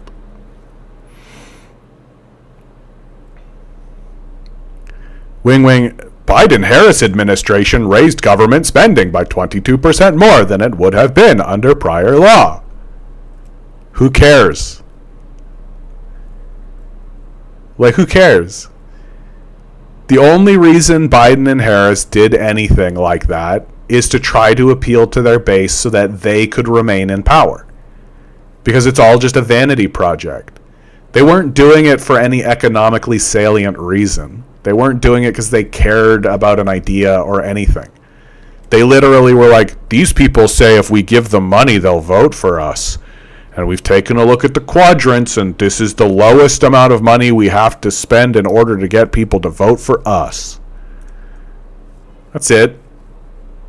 Like, that's it. And it's not them being like, this is a good economic idea. This is good theory. This is an intelligent way to move forward. This is something we've really sat down and thought about. It's literally just like, you want money? We need your vote. Here, money. Vote Biden. That's it. Like, if Donald Trump was appealing to people, didn't have a group of people to appeal to who were interested in tearing the country apart, he'd be doing the same thing. But his game is to appeal to people who want to destroy the country, to make America great again.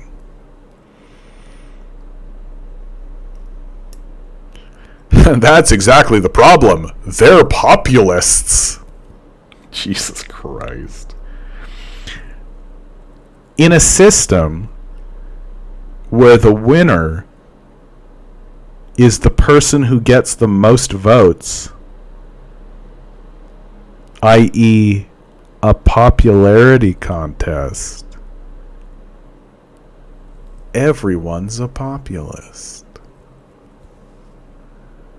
It's just a fucking buzzword. It doesn't mean anything. Wing says AI will be a bubble. Like good salesmen, the AI guys want to attract billions in investment, but all that money will be liquidated by returns that are then minimized by the fantasies of a few. And do you see that as a positive? Like, yes, good. The capitalists made a profit. Good for them. That is good for the society, because then they will turn around and reinvest it in the society. and we will have more jobs, for they are the job creators. Hallowed be thy name. Wing Wing says, I don't believe in democracy. Yeah, we sussed that out, Wing Wing. I think we've more or less sussed out what your political position is. It starts with an F and ends in an ashism. You probably call it something else, though.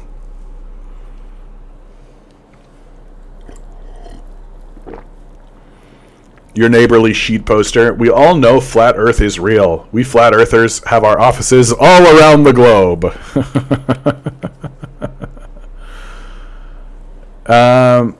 Carlitos Goat says, also, which Canadian Communist Party are worth working with? Is RCP okay in your opinion? You just gotta bite the bullet and accept that you're just gonna hit some Trotsky shit. That's all. Like, they stopped talking to me because they couldn't really... They didn't really have a response to what I was saying. And so they stopped talking to me. And... That's pretty much how that went. Like, the RCP... Look, I think that the people in the RCP are good people. I think that they're trying their best and they're trying their hardest. They're Trotskyists. They've rooted their understanding of communism in an extremely minor figure of almost no consequence. And have chosen to take that like hypercritical position for like no reason really. That their analysis of the Soviet Union is not serious because of it, and their analysis of China is also not serious because of it, and I'll like point out the deep flaws in their thinking, and the flaws are pretty clear. Like, it's pretty obvious, right? Like Trotsky wasn't popular in the first place in his own country. That's why he lost, and his ideas weren't very good and well regarded, which is why they weren't adopted. And the issue that's happened to modern Trotsky parties, such as the RCP, is that they don't really use a material historical analysis on the figure of Trotsky himself. That Trotsky is, again, something akin to a religious figure. That you're not allowed to criticize Trotsky. You're not allowed to actually point out that, like, Trotsky was kind of a loser. Like, he wasn't well liked. Like, Lenin published against him on many occasions. Like, publicly.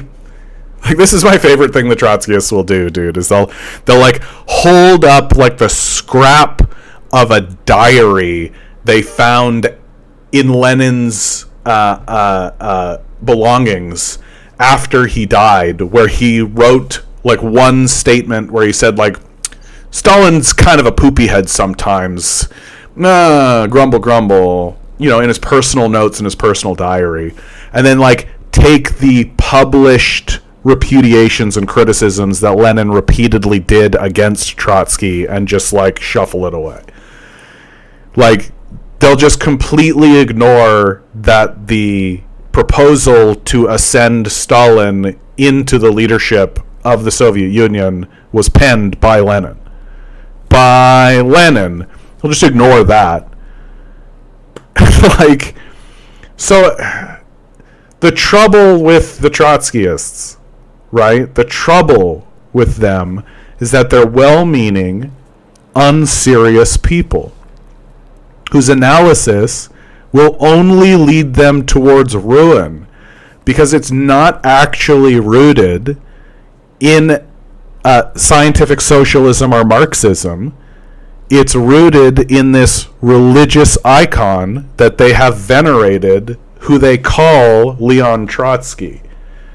And the religious icon who they venerate is not reflected in who Leon Trotsky actually is.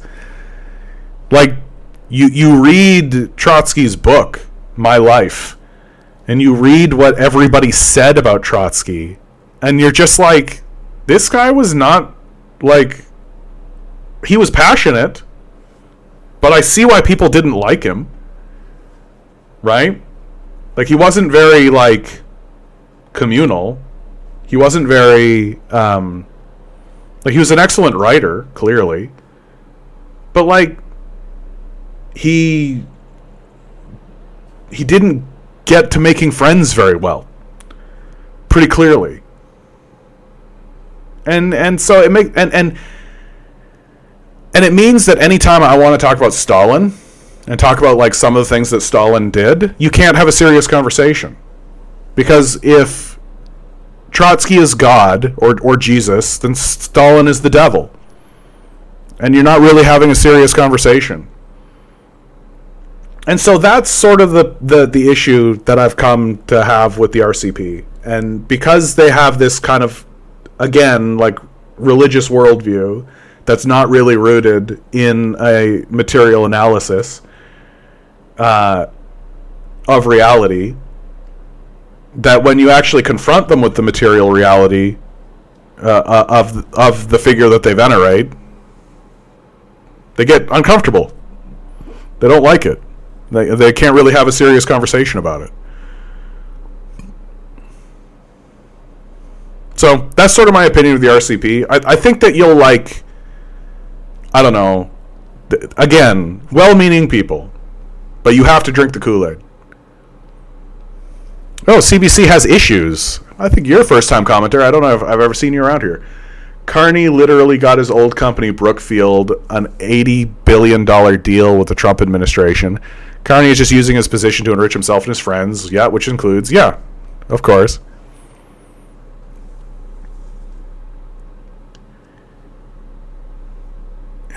Wing Wing, you don't know what Marx wrote.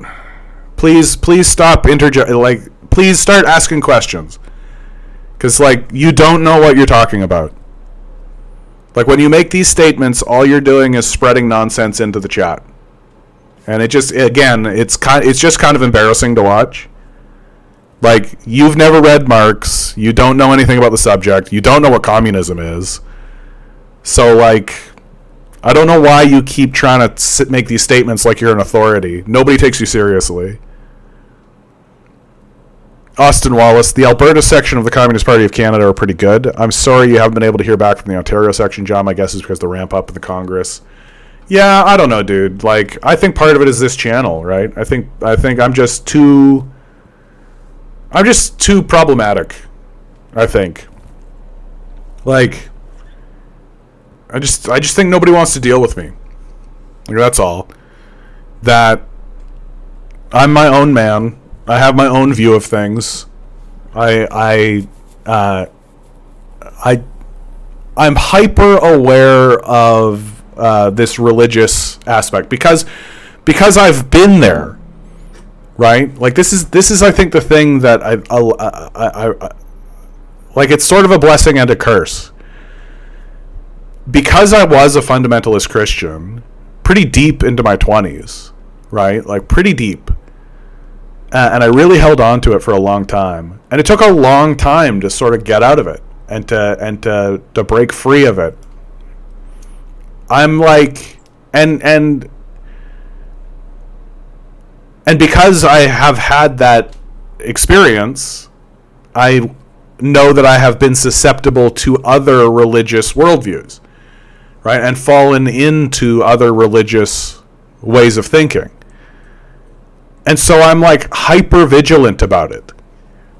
Like, I see that shit like that. Like, I see it. If you're saying something over here and I look over here and see something that is different, I'm going to be like, okay, but the evidence is showing us one thing. Like, I don't know why we're... And, like, with the Trotsky-Stalin thing, it's just kind of embarrassing that it's persisted, frankly. Like, why can't we actually have, like, interesting conversations about this? Like, my position on the Trotsky-Stalin thing is, like, what a crazy fucking story that is. What a wild story that two men kind of came to. And, like, it's like a tragedy that they couldn't get this figured out. Like the tragedy of Stalin and Trotsky is that they both, like, their relationship weakens the Soviet Union ultimately. And that it would have been better for the Soviet Union and for Russia generally if they had been able to bury the hatchet and get that figured out. But one of the things that I am very critical of Trotsky is, if you take a look at his theory of permanent revolution, it's pretty clear that he's creating a theory that says he will either be the leader of the nation that is enacting a permanent revolution, or he will be enacting a revolution against the nation that doesn't accept him as a leader. That he doesn't view himself as a servant to the revolution. He views himself as the revolution. Pretty clearly. And when he lost, he took his ball and went home, basically. Misty Lane says, the problem is you can't look at communism as a religion either. You have to acknowledge that mixed economies are the most effective economic systems. I mean, you also have to acknowledge that we exist in a moment, like we exist in a time, that reality exists, and you have to contend with that.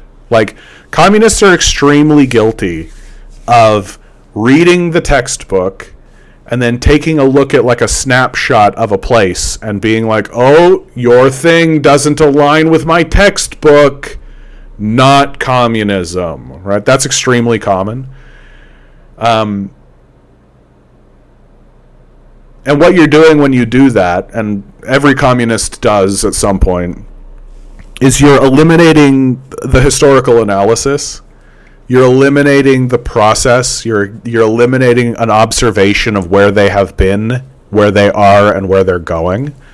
So, like, what you're fundamentally doing as a communist when you do this kind of thing, like, let's say you walk into a gas station, right? And you see a 60-year-old man working as a cashier at the gas station. And maybe you talk to the guy, and you're like, hey, are you the owner? Are you this kind of stuff? He's like, no, I just work here, right? Well, if you're like a capitalist-minded person, you might say, what a loser this guy is. Just works at a gas station. Yeah, what a waste. I don't need to respect him or anything because it's humanity, right?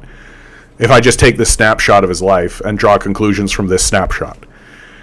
But then if you actually talk to that old guy, you might find out that, like, his 30s were completely wasted because he was smashed to pieces after getting hit by a train. And that his road to recovery to get back onto his feet was a big, long one. And then he finally did, and he got married and had some kids with a beautiful woman who then died suddenly. And he was just sort of lost without her, and so his 40s were spent in this kind of kid moment, and then his 50s were just kind of lost because he was just wandering in this kind of daze, and now finally, maybe he was homeless for a minute because he was so heartbroken and so lost, and now finally he's kind of like got back onto his feet, and he's like, okay, I got this gas station job, you know, things are okay. I got my beautiful children, and they love me, they take care of me, and all that. And in fact, I have big plans with my kids. My kid is opening up a business, and a big reason why I wanted to do this gas station job was to kind of get prepared so that I could slide over and help him when he finally opens up that business. I'm so proud of my kid, and so that's the reason why I finally got cleaned up, finally got off the street, finally got into a thing so I could actually help my boy and be useful to the next generation, right? So learning something about the history of this person suddenly gives you a new perspective of the journey that they're on, right? And it's a lot harder to say that they're a failure once you see the difficulties that they've been through and the struggle that they've endured. A similar thing happens in analysis of China constantly, which people just obliterate the historical analysis, obliterate the reality of the American military, obliterate the reality of, like, the Vietnam War, right? Obliterate the reality of the nuclear bombardment, like the Nanking massacre. Like, it's just all gone. None of that exists. We don't need to include any of that in our analysis whatsoever. And the threat of a return to those days is not looming ever presently within the mind of the victims of it. We have the privilege to ignore that, so we do. Right?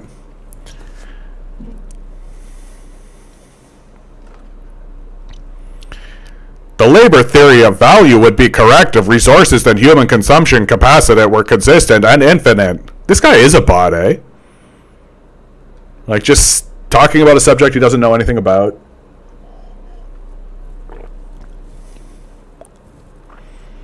Yeah, the CIA manipulation of the narrative is also part of that tragedy. Sure. Like,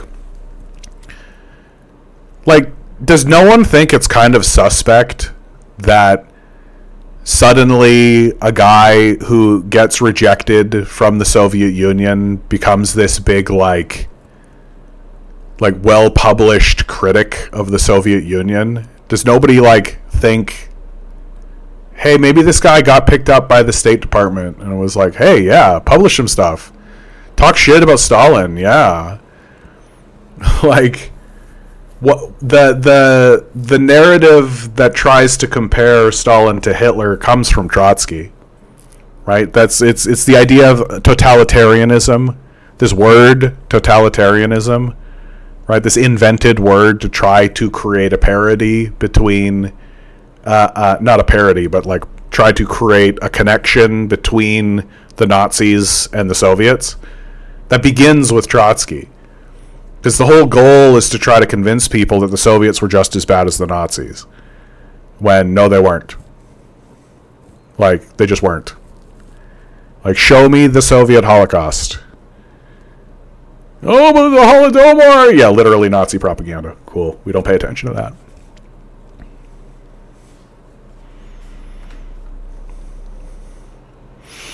Mark Jr. and Khrushchev ate all that up from Trotsky, denounced Stalin, and the beginning of the end started. I mean, I think that Khrushchev was motivated in different ways. I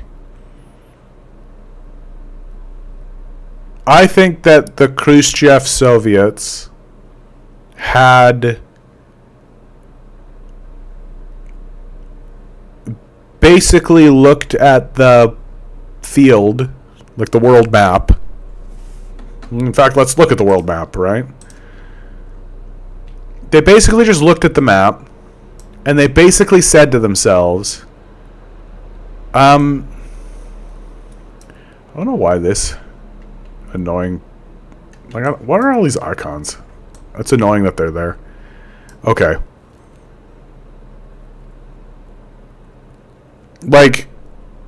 Russia really has a choice post-World War II. Right? Its choice is to buddy up with China, right? Really throw down with China and essentially continue this endless war of containment that the Americans are pursuing. Right? Please, I'm really begging everybody. The Vietnam War existed. This is a real thing that happened. It's not a fantasy. It's not storytelling. It's not Marvel movie bullshit. Right? Every country surrounding China along the coast was under threat of nuclear bombardment, was being carpet bombed regularly, was being absolutely destroyed and firebombed. Constantly. Anything that flies against anything that moves. This is a real thing that was happening. And so the Russians are really looking at a situation where they're like, okay, if we continue to throw down with the Chinese, then this is essentially our lot. And it really pays to remember that the Chinese at this point are extremely poor. They're dirt poor. right? They just came out of a civil war.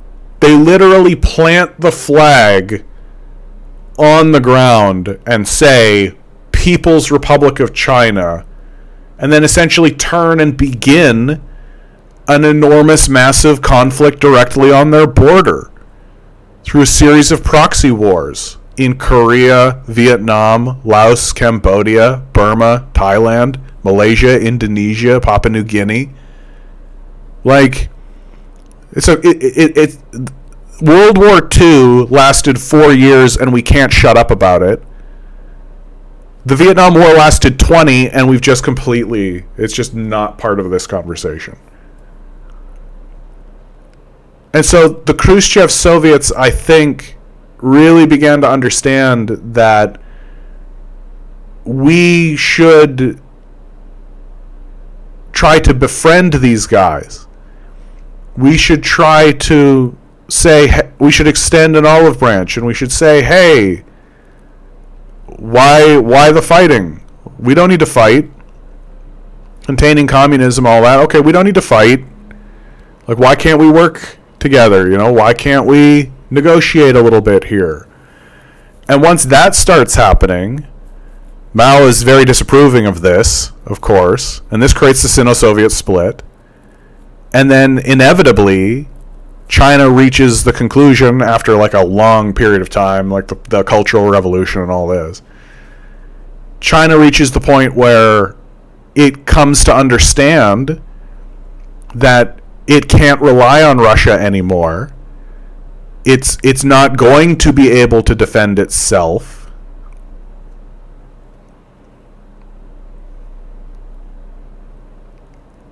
It's not going to be able to defend itself. And so it has to essentially negotiate a peace treaty with America. Like, that's the position it finds itself in.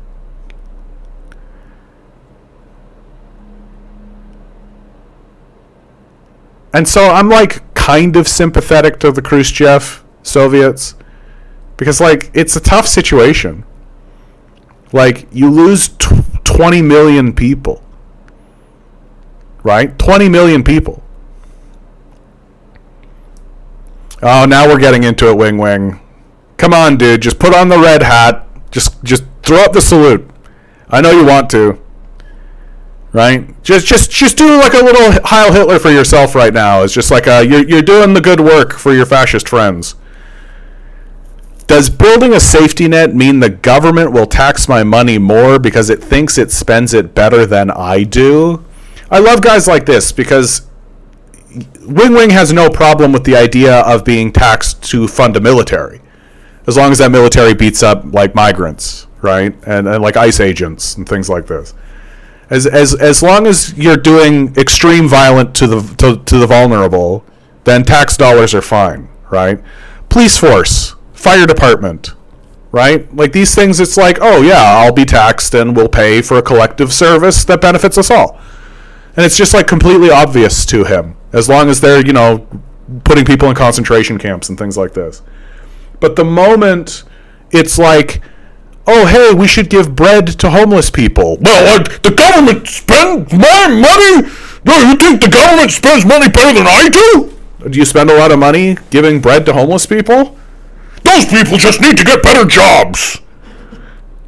Well, there's just been like massive layoffs. Unemployment's actually spiking. Like, don't you think that's a crisis? You're just being lazy. Like, you sound like a hysterical crazy person because you are. Like, you're a religious acolyte and likely a fascist. So, I don't know why you think we should be taking you seriously at all. Like, you're literally just like, let's throw people into the streets, it'll be fine.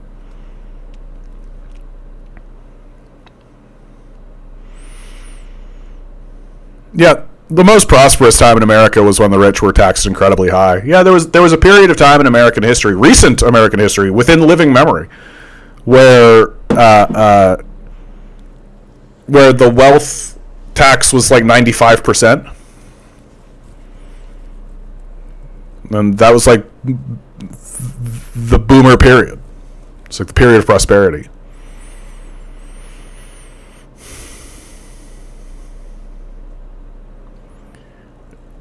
Yeah, like Wing Wing writes, the state should own all schools so that they get to decide which school people go to and consequently what they teach. You can't send them to where you'd like. This goes for all the rest. Like, is this a position you're advocating for, or are you just, like, kind of lampooning a position? Like, are you just strawmanning? Because you don't actually know what you're talking about. Like, Wing Wing, man, like, we get it. You're a fascist. We understand. Like, it's kind of embarrassing. We are just waiting for you to take the Nazi turn so that we'll just ban you, right? Because I have a very strict no Nazi rule. And you're, like, flirting with it, right? Like, do you think that we should house homeless people? Should people have food? Like, do you think everybody deserves food? If you don't think everybody deserves food, can you tell me which group of people you want to starve and why? Who's the group you want to exclude from having access to food, Wing Wing? Let's really get into it.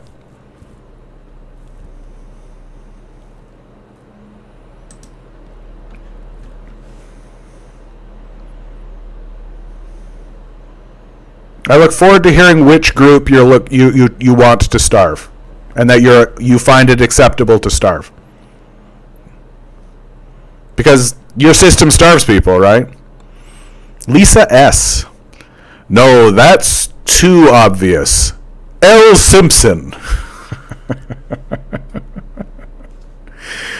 I don't know if I've ever seen you here. Good to see you. Oh, yeah. Wing Wing. Our social problems are the result of public policy that limits the people.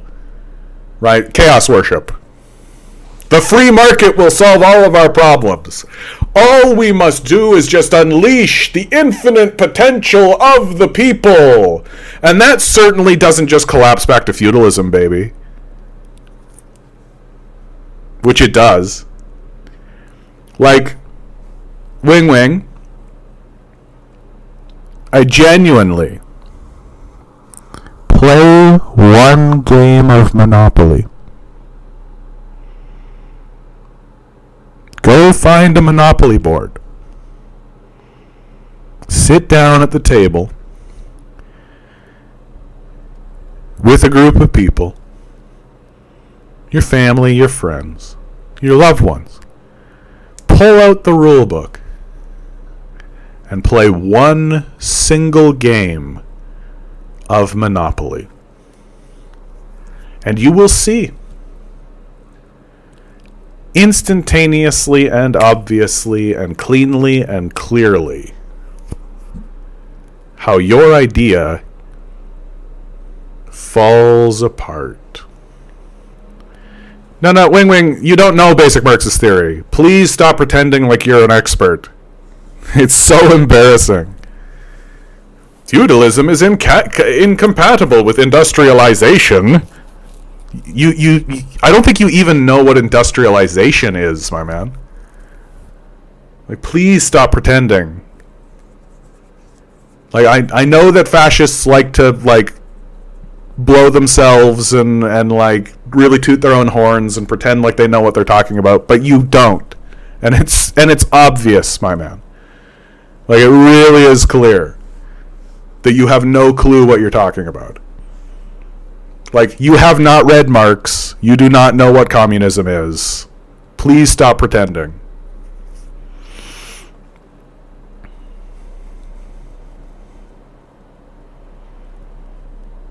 Misty Lane, it's almost like if people don't have to worry about housing, they can focus on investing in the economy and producing. Feudalism is exchanging capital for protection and slaves. Feudalism is very... Look, so feudalism comes out of the Roman Empire and the slave system. Michael Parenti, in fact, actually, attributes... Oh, we've got somebody over on Twitch. Hold on 1 second. Hello, sorry. Oh, I don't know what your name is. There's a heart there. I'll call you Heart. I hope you're still here. Sorry I was ignoring you. I'm trying. God bless me. I'm exhausted. DM, good to see you, my man. Do you think a Christmas election will get the Liberals a huge majority this time? Yeah, most people are in favor of what these Liberals are doing because they're like Wing Wing. Like, they don't really know what's going on in their own country.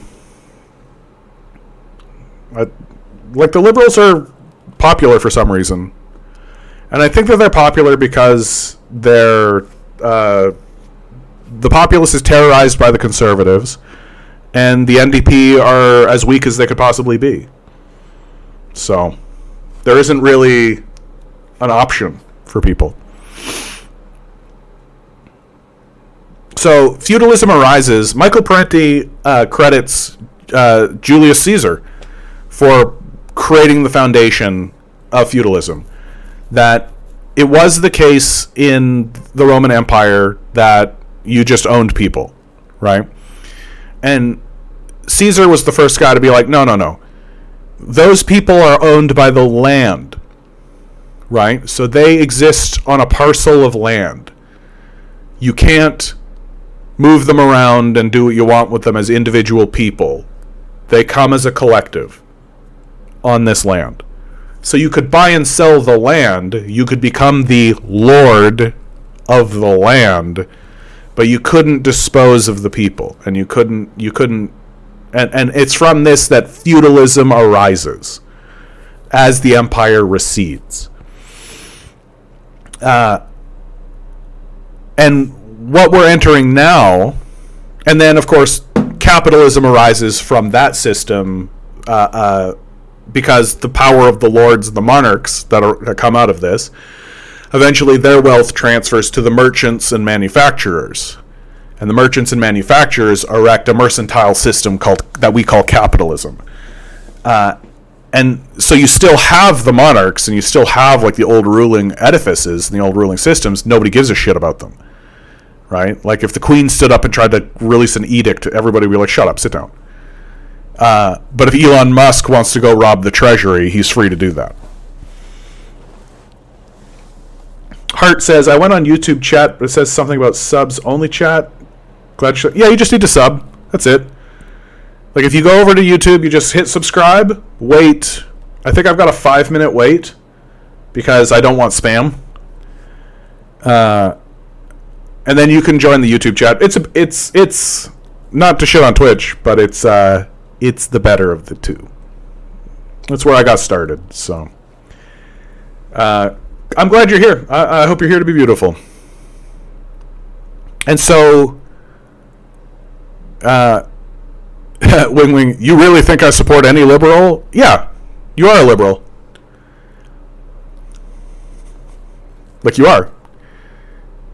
The philosophy of thought that you follow is liberalism. And there are strains within liberalism, right? One of the strains is liberalism. But there's also conservatism and there's also fascism.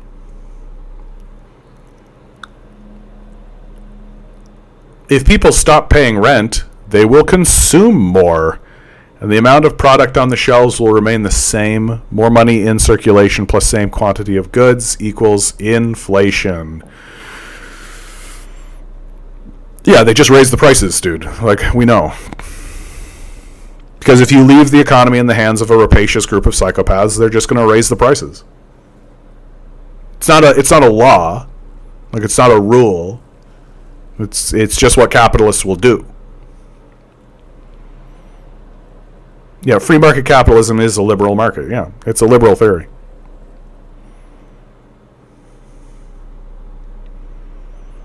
No, see, Misty, there's no point saying these things to Wing Wing, right? Like, Wing Wing's philosophy of thought is that rich people own us, and we should be owned by the rich. He seems to think that it isn't that, but that is his thinking, that rich people should own us. We should become like feudal serfs again, where you're owned by like, you know, Musktopia or whatever, like SpaceX. You're just a serf for SpaceX or whatever.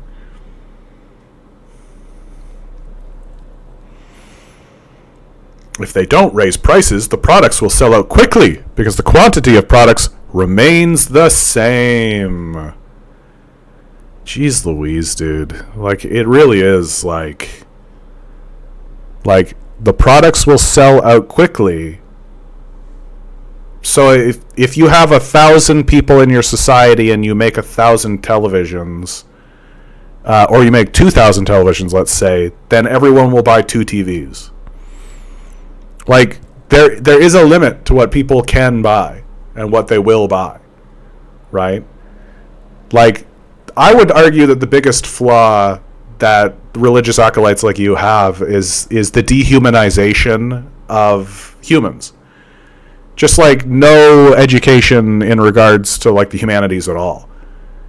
And because your entire worldview is just consume as much as possible constantly, there's like an empty void inside of yourself that you're constantly trying to fill, that is bottomless and endless. You can't fill it. And you can look at narcissistic psychopaths like Elon Musk to see that's true, right? There's just an empty void inside of him that he cannot fill.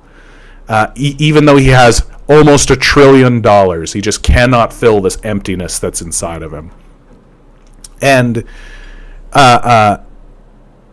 because of that, your worldview is literally like, oh, if you created a system where everyone had access to goods, then they would just never stop eating.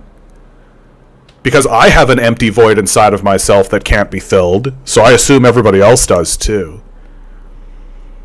Like, the number one problem, I think, of the capitalist system is that it makes people's problems everybody's problems. Like, Elon Musk's problems are our problems. And Elon Musk's problems are daddy issues. He just didn't have a dad that said, I love you and I'm proud of you. In fact, his dad openly mocks him publicly, even today. And that makes him very sad. He's a sad boy who just wants a hug from his daddy. And he can't get it. And instead of, like, you know, dealing with it like a grown-up and being like, well, my father was a piece of shit. But you know what? I don't need to be a piece of shit. In fact, I'm going to try to do better. And I'm going to try to be a better man than my father was for my kids. Instead of that, he's just a piece of shit. Like, he's just a loser piece of shit that we're all supposed to fucking, what, suck his cock? Shut up. It's so embarrassing. Yeah, wing, to natural market limits. Because the market is like gravity to you, right? The market is like a force of nature. It isn't something that we manipulate, and it's not something that we interact with, right? It's just like, it's like God. It's just like a force of nature. This unhinged, detached from reality worldview that doesn't actually observe reality.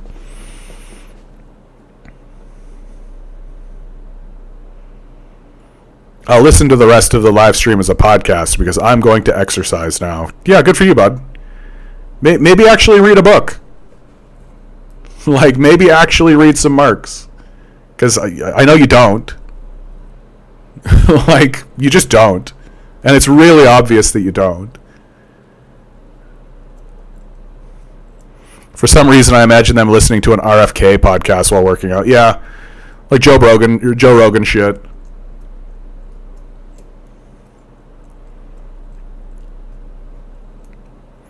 No, and look, Wing, here's my number one piece of advice for you. Stop worshiping money. I know that you've been on the grind set, right? Money up. Had your heart broken or something, right? You got to money up. That's the whole point. Get your Bugatti. That's how you get out of the matrix, right? Like, maybe that's fine advice for, like, you as a person, right? Money up, get your Bugatti, get your hot girls, right? All that. But, like, in terms of nation building, in terms of, like, building a civil society, in terms of, like, ensuring everyone has access to basic necessities and basic goods, money up is shit. Money isn't real. Like, that's the thing that kind of blows me away about these fucking bros who are like, get out of the matrix, man. Yeah, we gotta evolve and get out of the we'll grind set our way out of the matrix. Like, all you're doing is grinding yourself deeper into the matrix. Because fundamentally you worship money. You think money is real.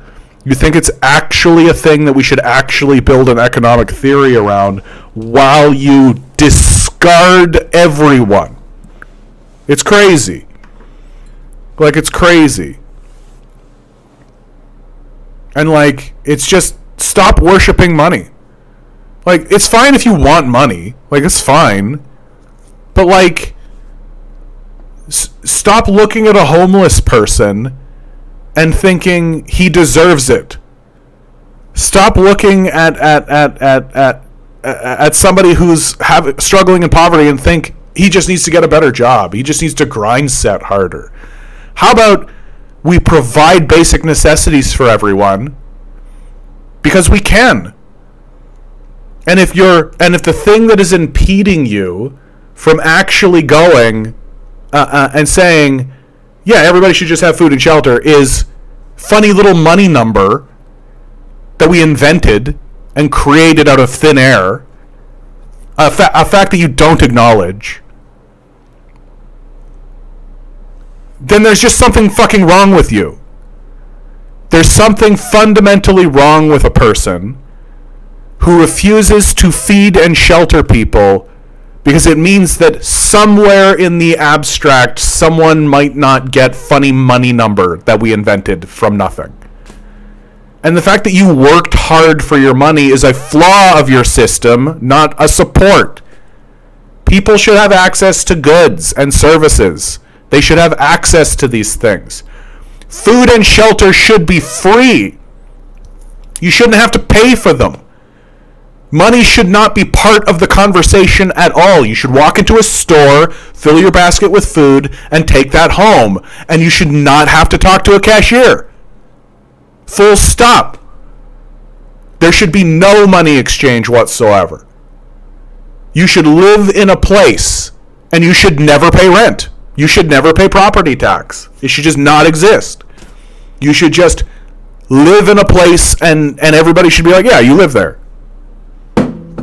And then when you go out and work for your money that you love so much, that you just worship and are willing to just create so much despair and so much poverty and so much death and so much turmoil to get this fucking dumb money that we invented and created. Like, you go out and you grind your life away to get access to this shit, and we could just ensure that everybody has access to it. It's crazy. And the only thing that people have to say at the end of this is, well, if you do that, people will just sit around and be lazy, which is just demonic. It's just anti-human to the core. It's just straight up saying that humanity needs to be whipped or it can't do anything worthwhile. Like, it's fascism. And frankly, it's just embarrassing. Like, it's just embarrassing. Like, this place could be a beautiful garden.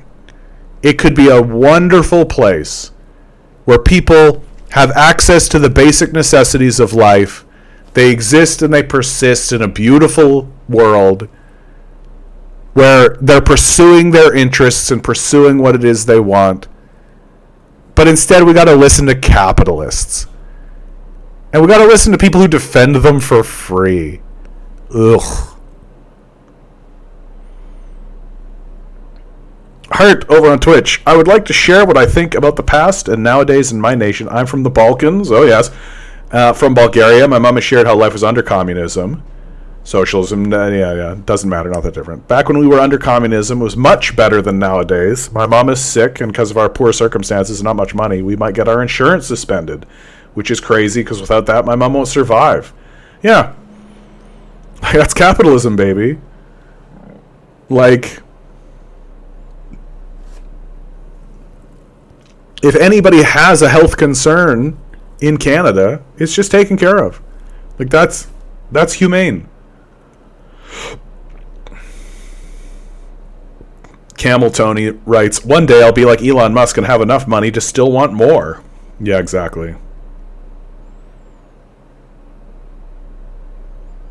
Gamer Jams, right? People play video games on Twitch. Why does it matter if they're happy?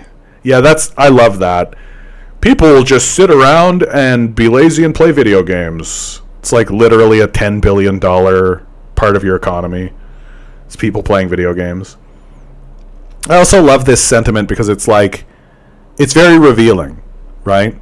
That you're fine with a person starving to death on the street as long as they don't get to live a comfortable life on the couch. Like, I feel like it's very revealing. Like, if we do that, people might be comfortable and be fine. And then they'll say something annoying like, well, then they won't build character. As if you're the judge of who has or does not have character. Just like people with God complexes acting like they get to judge who should and should not have access to food.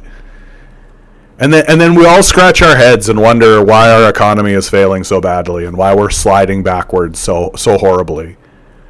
Like I was saying earlier, right? Like the disparity between what's happening in China and what's happening here is going to get so fucking obvious. It's going to be insane. Because China is testing and just taking its entire population of kids and like grinding them into an education system that is directly connected into their industries. It's literally like click, and they've got the kids and they go brr, and they get their education paid for by the state, and it goes grr, and they grind them in to this just massive machine that just shits out innovation and creation. And it's just like, and they're just, here we send our kids to college and then they leave and get a job at Starbucks. Like, it's embarrassing. And we're going to get more and more embarrassed. In like 5 years, the disparity between what's happening in China and what's happening here is going to be out fucking outrageous. People are going to be like, what in God's name is happening? Like, if aliens were to come to Earth and talk to us, they would talk to the Chinese. They would not be talking to us. And there's a good reason for that. And it's because the Chinese are stable and have a stable economy built on Marxist principles. They're literally like, oh, this is how an economy functions. Yeah. Like, if I wanted to be generous to the Americans, what has happened is that they have been running on an incorrect economic theory. Wing Wing has displayed how incorrect it is. And it's been completely debunked by reality itself. That the economic theory of the West, for at least since World War II, is that the center of power in an economy and in a society is financial. Money. It's how you end up with money worshippers, like this Wing Wing guy, who just worship money. And they don't care if you're homeless. They don't care if you die in the streets. They don't care if you're starving. They don't care. Just get a better job, grind set.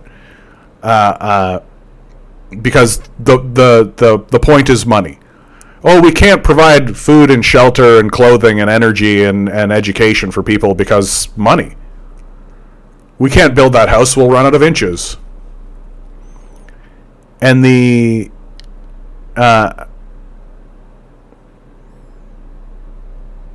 and this theory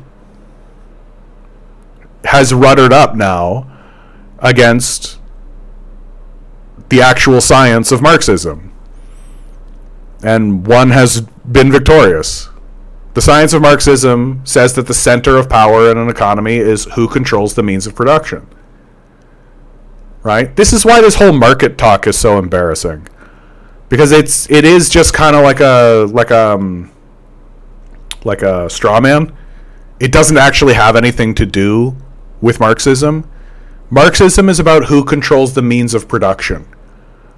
Like, Yeah, markets are the best way to sell stuff. Marxism is about creating stuff. What are you creating? What are you making? What are you manufacturing? What are you developing? Who has control over that? When it comes time to sell, yeah, a market.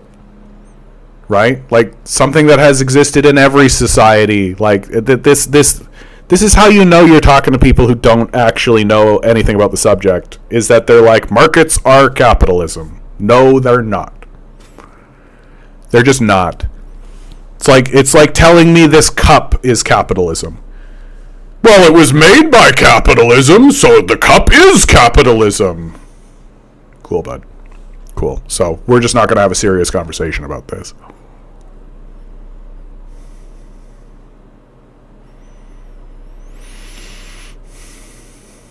Milo says that's a great quote. Yeah, on the screen, just noticing it. One key purpose of a billionaire-owned press is to ensure we get a civil war instead of a revolution. Yep.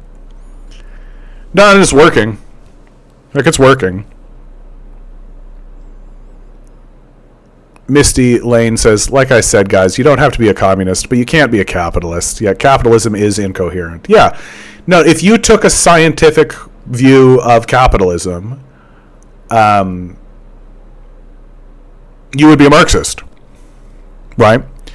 Anybody who actually takes a serious scientific analysis of capitalism is a Marxist. Because you would observe it for what it is, right? It's a system dominated by a small group of owners who use their domination of the economy to maintain their power and privilege.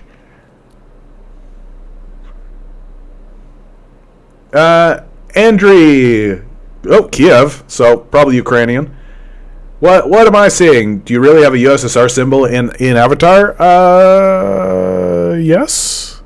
It's the hammer and sickle, which has been widely adopted by communists generally. If you have something to contribute, you go right ahead. I talk to a lot of unserious people, so I'm pretty used to it.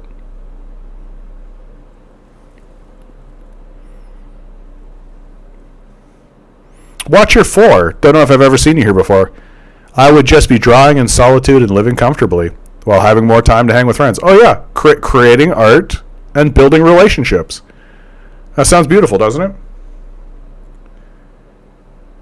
it? So, Andre, I don't... Like, it has been used by the USSR, but it's also been used by communists across the world. So it's like the communist symbol. Right? And you'll see that it's like blended with the Canadian flag. Hence the name, the Canadian commie. My name.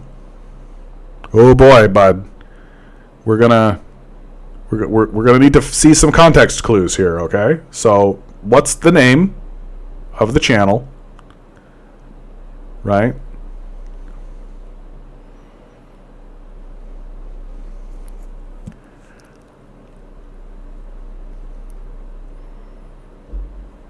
Misty Lane says, yeah, but I'm not trying to sell stuff for the sake of selling things. I want to sell real, tangible assets, not a pound of sand. Yeah. XZ says, culturally, Chinese people still have a very skill issues attitude towards the world, and that's been bothering me. Yeah, for sure. I'm more or less of the opinion that the Chinese culture is still in a state of war. It's just that they pivoted from military war to economic war. And I think that they really understand and have always understood that sacrifices must be made. Like, I feel like if you were to witness the Vietnam War on your border, and World War II and the Civil War and the Cultural Revolution and all of that, you would have absolutely no problem pivoting from being told, okay, military conflict, now we are pivoting into an economic conflict. and that using these Marxist principles and this economic idea, we're going to navigate the future, and we're going to build a prosperous China. And we just need everybody to work like hell. And I can really imagine, like, a generation, 2, 3 generations of Chinese people being like, you're fucking goddamn right. Like, we're not going back to the 100 years of humiliation, baby. We're not going back. We're not going back to the Civil War. We're not going back to World War II. We're not going back to the Vietnam War. We're not going back. You're goddamn right. And I have always kind of felt that about the Chinese, that they really are in this moment of just like, gotta go fast. Like, gotta go fast. It's working. It's working like hell. Hart says, I'm not a commie, but I like to have a talk with a commie and see what happens. Well, it's not really a view that most people investigate seriously, right? And that the reason why the communists are finally being listened to again is because people are getting desperate.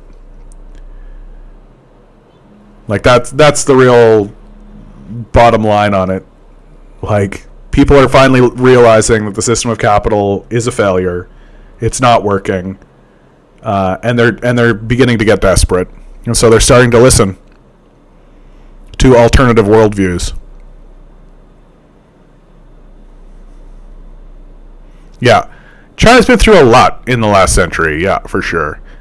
Well, and I think, like, really, I think that if I was in China, seeing what's happening in China, like, within my lifetime, seeing it, witnessing it, like, with my own eyes, yeah, you're goddamn right. Point me in the direction. Where do I go? What school? How do I be part of this? Like, a big reason I make the decisions I make is because I don't want to be a part of this nonsense that we're doing. Like, our society is nonsense. There's almost nothing worth doing. Like, we're a society that is turning against itself. And we're being told, work hard for this society that's actively betraying you at every turn. Like, student loan debt alone should be enough to have people be like, oh yeah, this is a failure. Right? I can't imagine what medical debt looks like for people. I can't imagine what it must be like to have your health insurance claims rejected. Like, this is a society that is turning against itself. I can't imagine what it must be like to be part of a society that's actually, like, aligned in purpose towards goals. That must be incredible. It must be exhilarating. It must be exciting. It must be so exciting to be part of a society that's like, we have a collective idea. We have a collective vision for the future, and we want to move towards it. And here is how we are moving towards it. Join us. You're goddamn right. You're absolutely goddamn right. Instead, it's literally just like, let's send ICE agents at the vulnerable people, and if you don't like that, then you're a loser. Grind set more. Okay.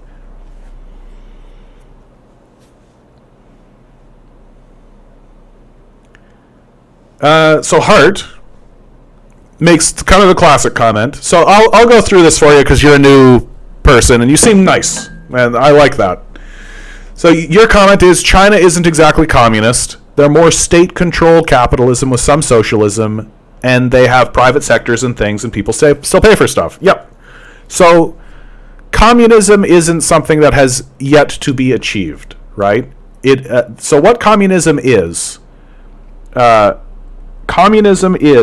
the doctrine of the liberation of the working class from capitalism.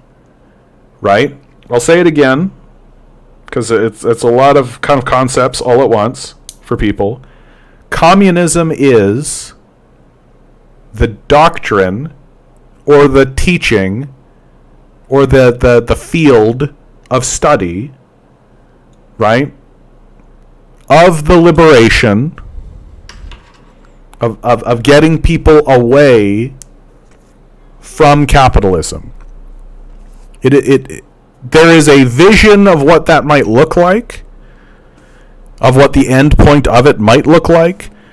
The moneyless, borderless, religionless society, right? That whole idea. Like a Star Trek society. But nobody's gotten there because we're going through a transition. And we're going through that transition. We're going through that transition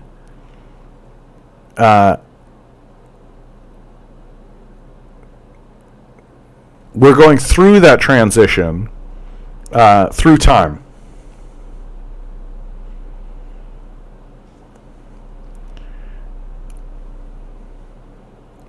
Hart says, look, I know how it works. We will eventually don't need the government to help us stay away from capitalism. We'll basically become one mind and one goal and its survival. When man first discovered how to make fire. What are we talking about here, Gamer Jam? And so China, right? China's history. Oh God, do I really want to go into the whole thing? China is on this process of transition. And it's about looking at its history and asking, is it moving closer to a capitalist structure or far? Oh yeah, no racist comments on the chat, please. Goodbye. Ugh. Just gross.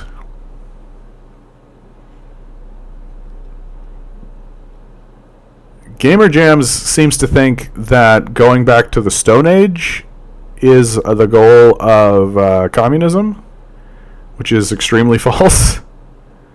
I don't think I've ever met any communist that would agree with that idea. It's very odd that you hold that idea.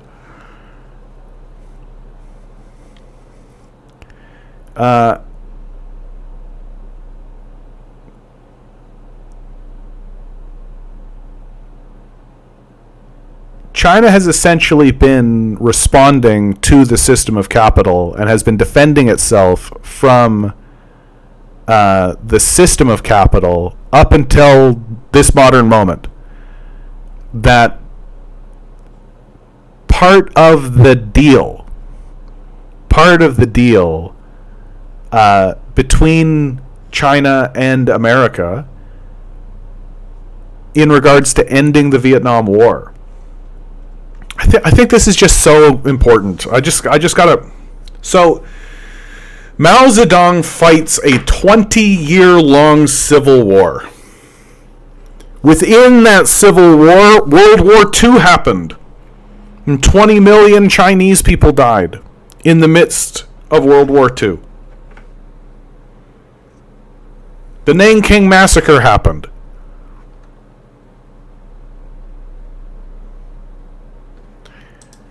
It's an absolutely serious period of time where the country is just absolutely being blown apart.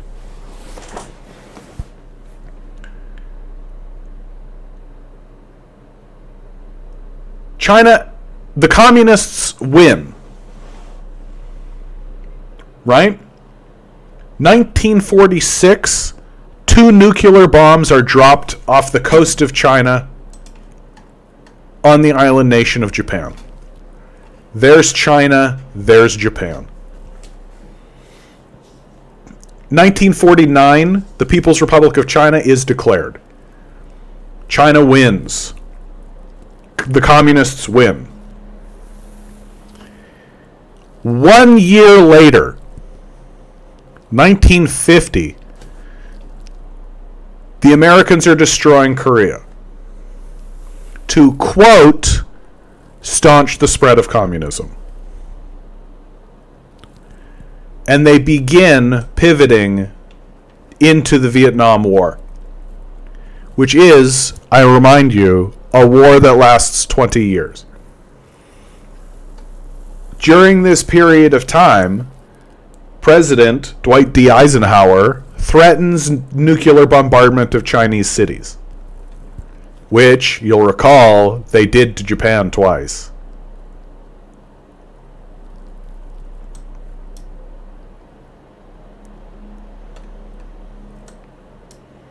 During this period of time, China loses its largest ally in Russia through the Sino-Soviet split and is isolated. And so it begins to have an internal conversation with itself, asking the question, how do we surrender to the capitalists? How do we end this war? Right? How do we end this war? This leads to the cultural revolution that happens within China, because the Maoists have no intention of surrendering to the system of capital. They have no intention of bending the knee.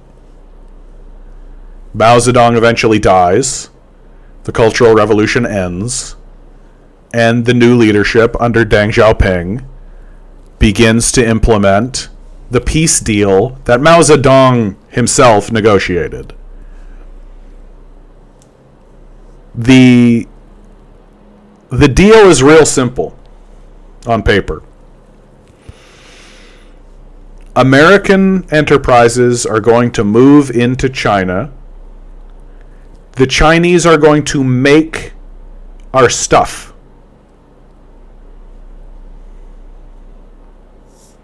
The Chinese are going to make our stuff, and that's how it's going to be. That the Americans basically say to China, we can just keep bombing you. We're fine with that. And the Chinese say, no, okay, we'll work for you. But the Chinese also understand, like, oh, so you're going to ship over the means of production to China and teach us how to build? And we get to keep the National People's Congress intact?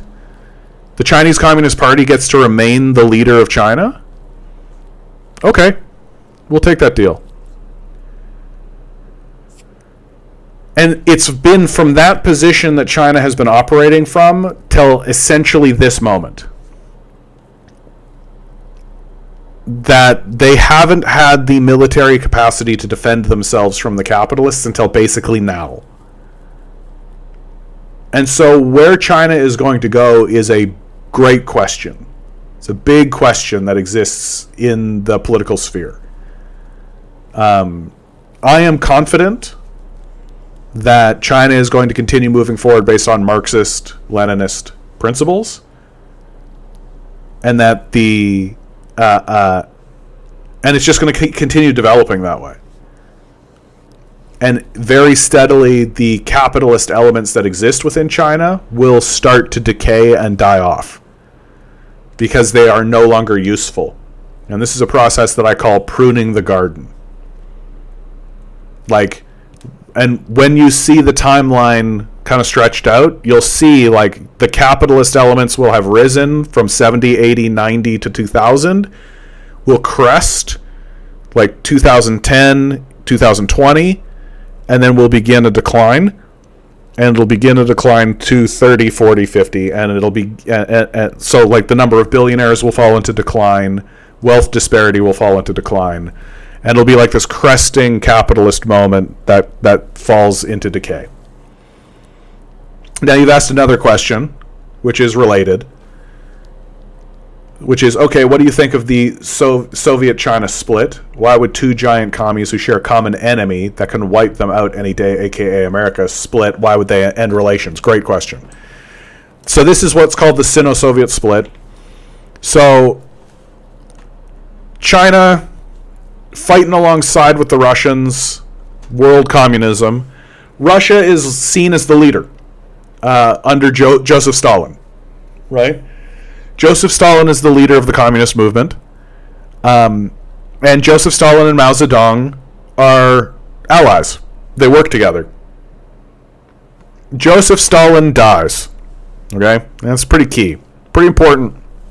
Joseph Stalin dies. And the new leadership that takes over after Stalin, Khrushchev, they seek a policy of capitulation, right? So, like, just how I described how Deng and the Dengists were seeking a policy of capitulation and surrender to the Americans. Well, the Russians did that first with Khrushchev. And the reason why this policy is pursued under Khrushchev is because Russia thinks it's better to make friends. Like, if you can't beat them, join them.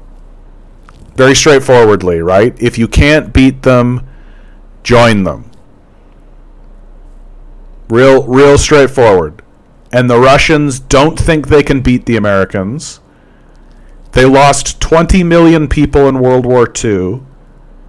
It was an enormous drain, an enormous generational drain. It destroyed the country. It leaves a scar on the Russians that endures to this very day. And they don't want to do it again. Like, they don't want to do it again.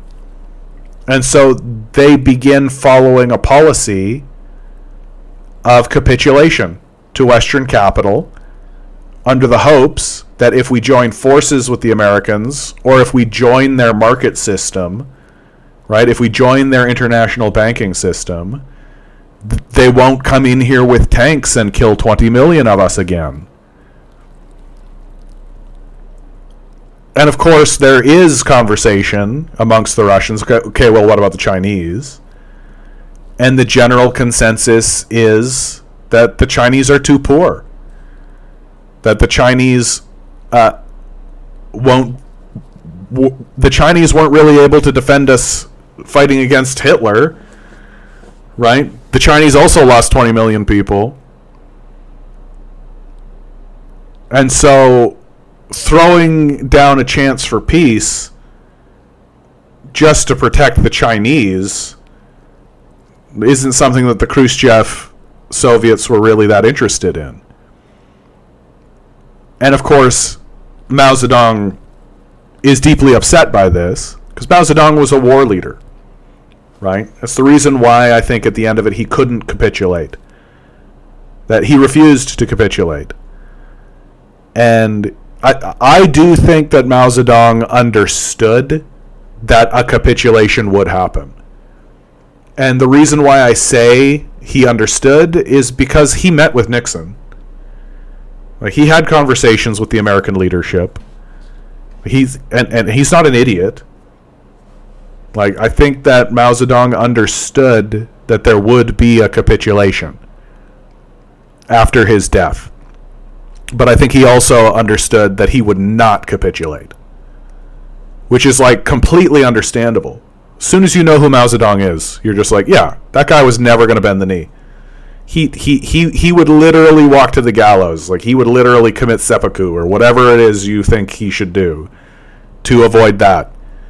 And I think the people of China understood that, right? Like, I think because the people of China loved Mao. I think that's the reason why they endured the Cultural Revolution. Like, the Cultural Revolution was not a fun time for the Chinese, generally. People do not speak fondly of the Cultural Revolution.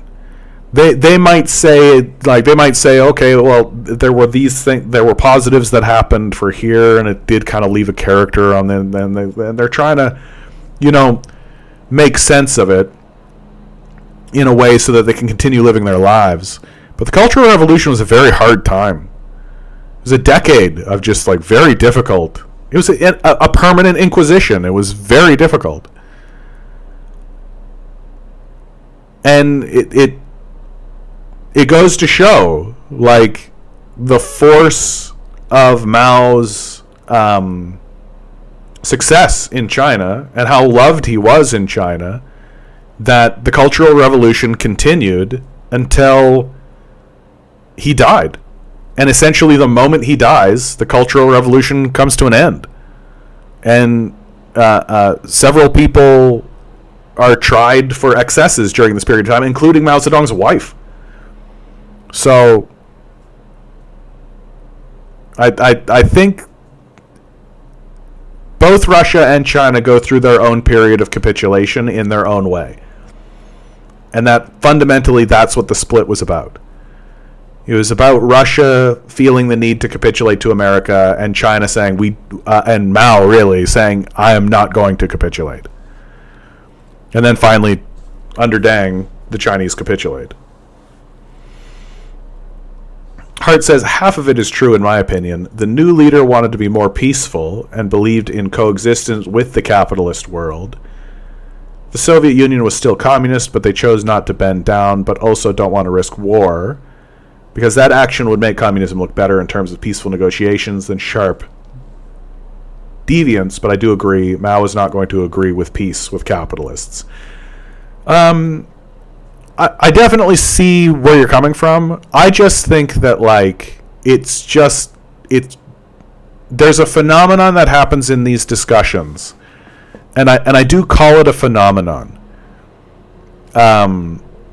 because it's really, I don't know how to describe it, but I call it war blindness.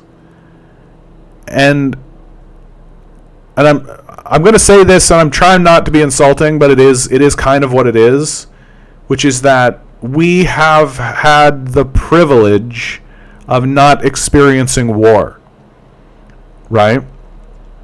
Like, most people who live in Canada and the United States and most of Europe have now exist in a condition where we have the privilege to not directly experience war and experience what war looks like. That you can look at it on your phone, but you don't experience it. And this, in my view, creates, when it comes to the analysis of the history of countries, this creates a war blindness. This means that you can just kind of glaze over massive moments in history and just be like, then World War II happened, and it's like, no, bud. No. The reverberations of World War II are still ongoing in Russian civilization and Russian culture. Like, the fighting stopped, but the scars remain.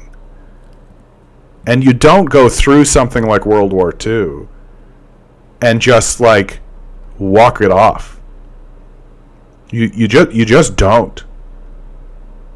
Like, experiencing it on the front line, experiencing the march across Europe, experiencing the march back, hearing the stories from your comrades, having to round all these people up, the hardships, the camaraderie, the brotherhood, the grief, the sorrow, the heartbreak, the sadness, the intensity. Like, you're goddamn right we don't want to do that again. Like, you're absolutely fucking goddamn right we're not going to do that again. And if your idea of how to build a country and build a civilization leads to us doing that again, then I don't want to have anything to goddamn do with it. And if your pitch is to turn that condition into a permanent condition, then I don't want to have anything to do with you. Your communist idea is a fucking waste of time. And so I think that they reach for capitulation and peace not from a position of ideology. I think it's a very pragmatic, very practical idea. We don't want to have another war. We don't want Germany to suddenly kick up again and storm across Europe with tanks again. We don't want to experience that shit. Not interested. 0%. And so I'm sympathetic. Like, when I started my research on the subject of communism, Khrushchev was very villainized, but so was Stalin. And I do tend to look a bit dimly on Khrushchev. Like, I don't think that Khrushchev... I think Khrushchev could have gone about it a lot differently. His repudiation of Stalin was, in my view, not necessary. Like, Deng Xiaoping's a real class act. Like, the way Deng Xiaoping did it, he was a real class act. That anytime, in his first speech to the Chinese people, he presented, I believe it was the 4 pillars of thought, the 4 pillars of moving forward. One of them was, so it's the authority of the National People's Congress, 1. 2, the authority of the Chinese Communist Party, 2. 3, the authority of Marxist-Leninist thought, and then 4, the authority of Mao Zedong thought. And so not only did Deng Xiaoping not repudiate Mao, he actually added him as one of the major pillars of their philosophy and of their thinking moving forward into the future.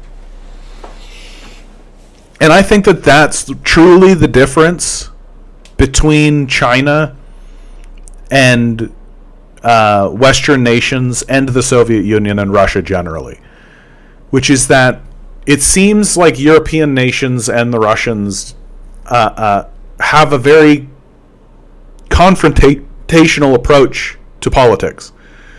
That politics is about one group of people sort of smashing down the other group and erecting their own idea, and then the other group coming back up and smashing this group back down and then erecting their own idea.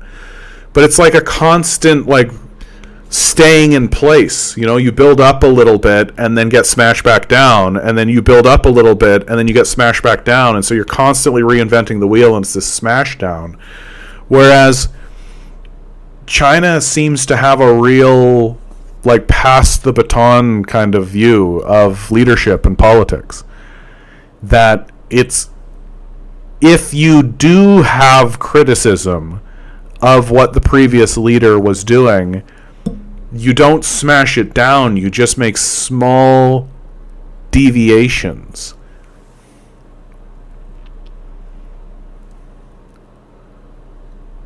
Fiddleford, good to see you. Wow, Wing Wing, you're already back. Good to see you.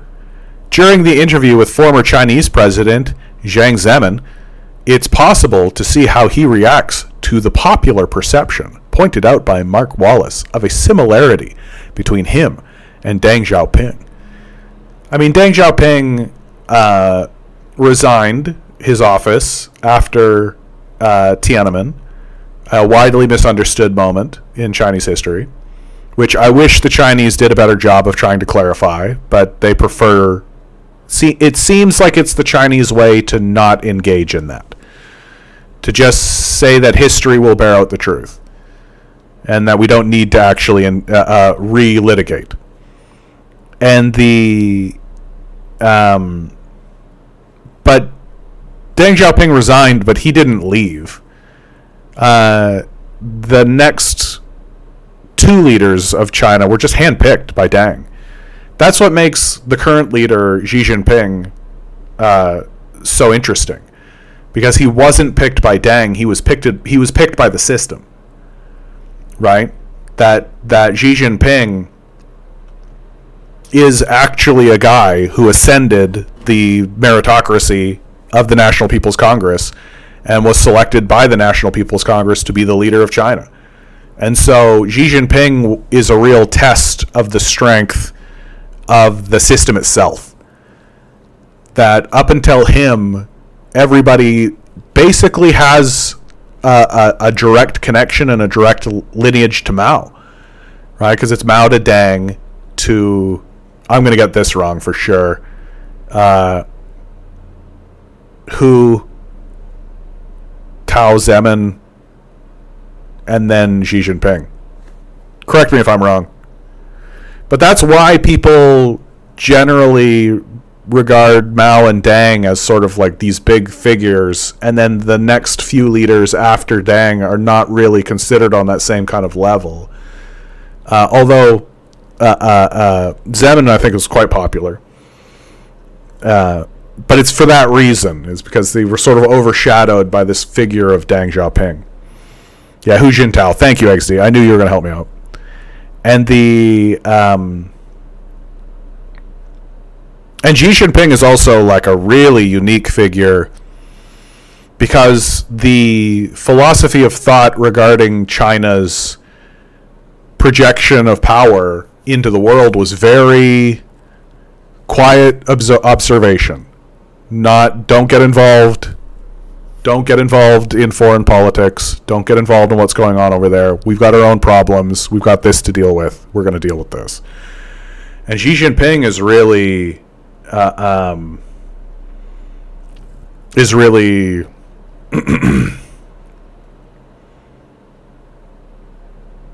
like, he is bringing China into military security, and that's different.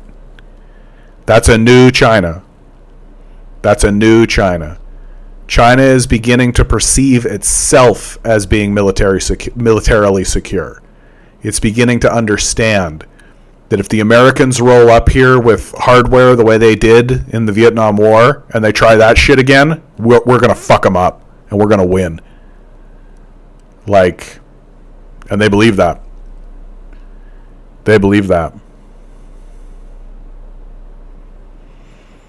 So Wing Wing, I don't know why you're so obsessed with markets. Like, markets have existed in every society. They're not a thing. They're not capitalist. Like, they don't have anything to do with capitalism.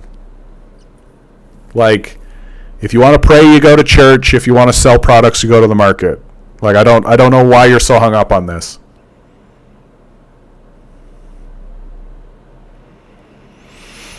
And then what he emphasized was that in capitalism, not everyone should follow the same American political model. Yeah, of course, he considered that to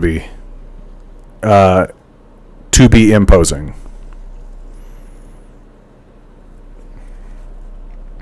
Hart. Stalin is very horrible. Okay, we can have a conversation about Stalin. Stalin is a largely misunderstood figure, I think. The purges. So purges are pretty common in communist parties. I mean, you're probably thinking of like the Great Purge, right? Which was really reported on. That happened after one of the high-ranking officials in the Communist Party was assassinated. So there was like an assassination of, what's his name? Oh, I used to know this guy's name. Sergei Kirov. He was assassinated. He was like one of Stalin's like right-hand men. So imagine you're like 5 dudes standing in a row, and this guy gets shot. So yeah, there's going to be an investigation. There's going to be some purges for sure.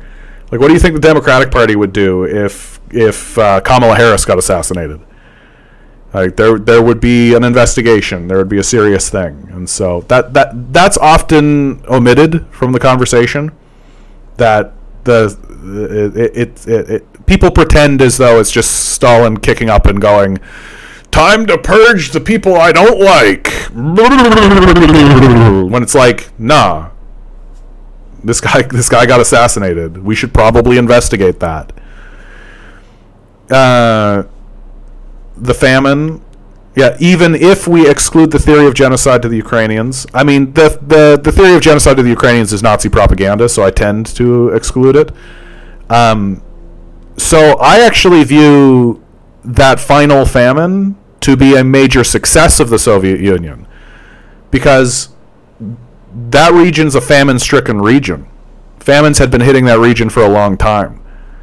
Not every year, obviously, but it was routine. And so it was happening under the SARS, happening under the SARS.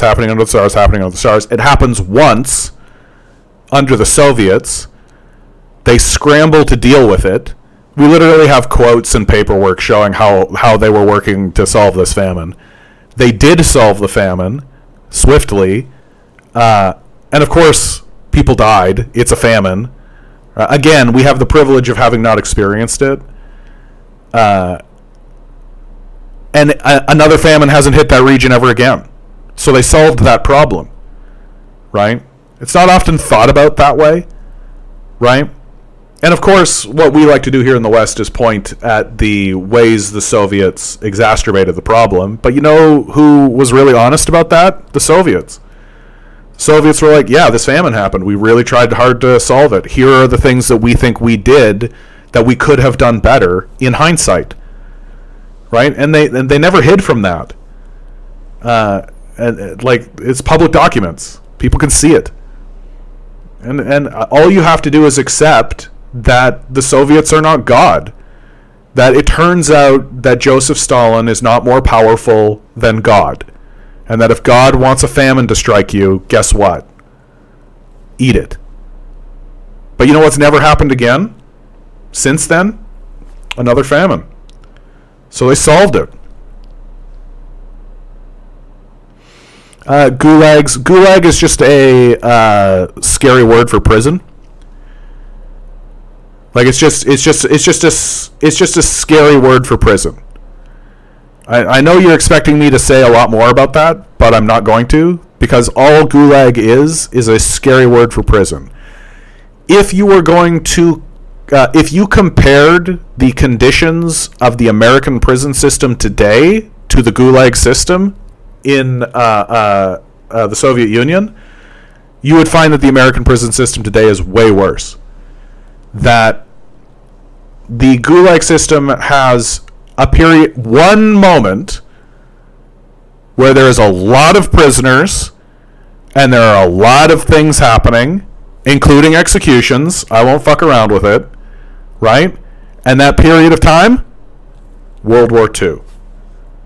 So while the Nazis are coming in and burning down cities and taking children and putting them in churches and lighting the churches on fire and all that kind of crazy shit, the Soviets were capturing them, sending them to gulags, and working them to death.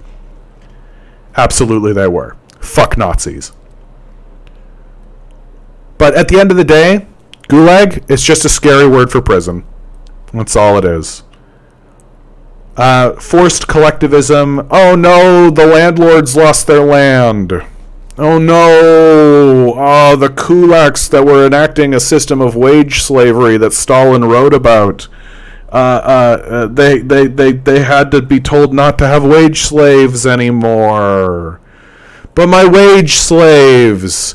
I was sitting here on a big piece of land I inherited from my family, doing absolutely nothing, paying a pittance wage to these people so that they could barely survive on the subsistence that I was providing them. But you're the bad guy because you told me to stop.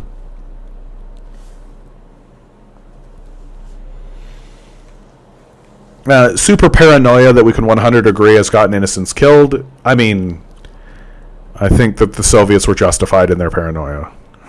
Like, again, I think it's just kind of a war blindness. The only good things I can say is that his brutality is what saved the Soviet Union in World War II because of lots of industrial progression in the deeper parts of Russia. I mean, people say this. They're just like, oh, it's brutal and the brutality. And I was like, you know what's fucking brutal? You know what's really fucking brutal? The Nazis. Like, again, I just think this is a type of war blindness. I think this is just literally like, the Nazis didn't exist. The Soviets were just operating in a complete and total vacuum. Wow. They were really mean. Like, please, I'm really begging you. Like, the Russians lost 20 million people. The Nazis, like, there's a great film that I really highly advise everybody watch. It's a Russian film made by a fellow retelling his experience of World War II in the Soviet Union as a child. That the main character is an 11-year-old boy. The name of the movie is Come and See. And I really, truly defy you. Watch this film and then tell me that the Soviets were brutal. Tell me about the brutality of the Soviet Union after watching this film. You know who's fucking brutal? The Nazis. The Nazis would literally roll into towns, round up all the women and children, because the men were off fighting somewhere, round up all the women and children, rape the shit out of them, put them in a building, usually a church, for the symbolism, lock all the doors, and then light the church on fire. This was a common practice that the Nazis did. Please tell me about the brutality of the Soviet Union. Please.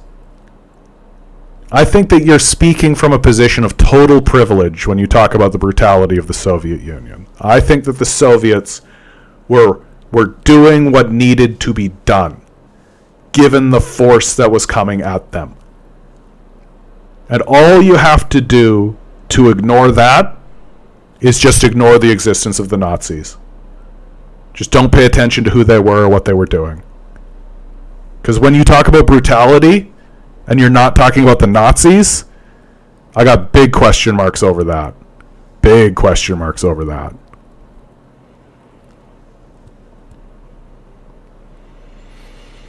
Mind you, it was proven Lenin didn't want Stalin in charge. No, it wasn't. Like, look, there's two realities that the people who make this claim don't want to face up. If Lenin didn't want Stalin in charge, he would have published it. Lenin had absolutely no problem publishing criticisms in newspapers, right? He did it to Trotsky. He did it to Katsky. He did it to all of them. Everybody in the party had criticisms published against them by Lenin.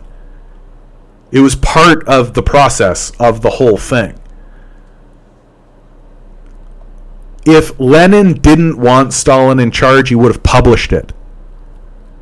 Instead, he wrote the document to get Stalin elected as the leader.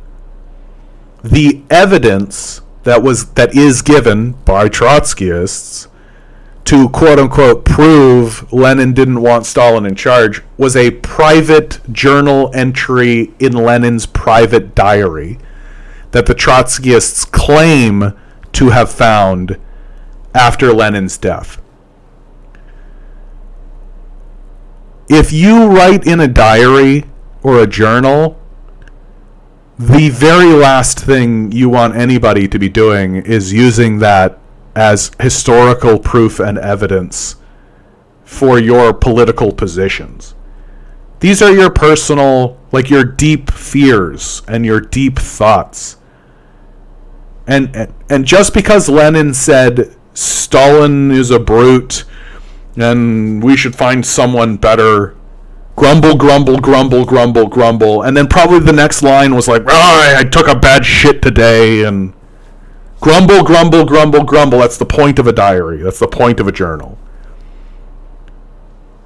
If he wanted to say Stalin shouldn't be in charge, he would have published it. But he didn't. Why? Because even though he may have seen some flaws in Stalin, he came to agree that Stalin was probably the best choice.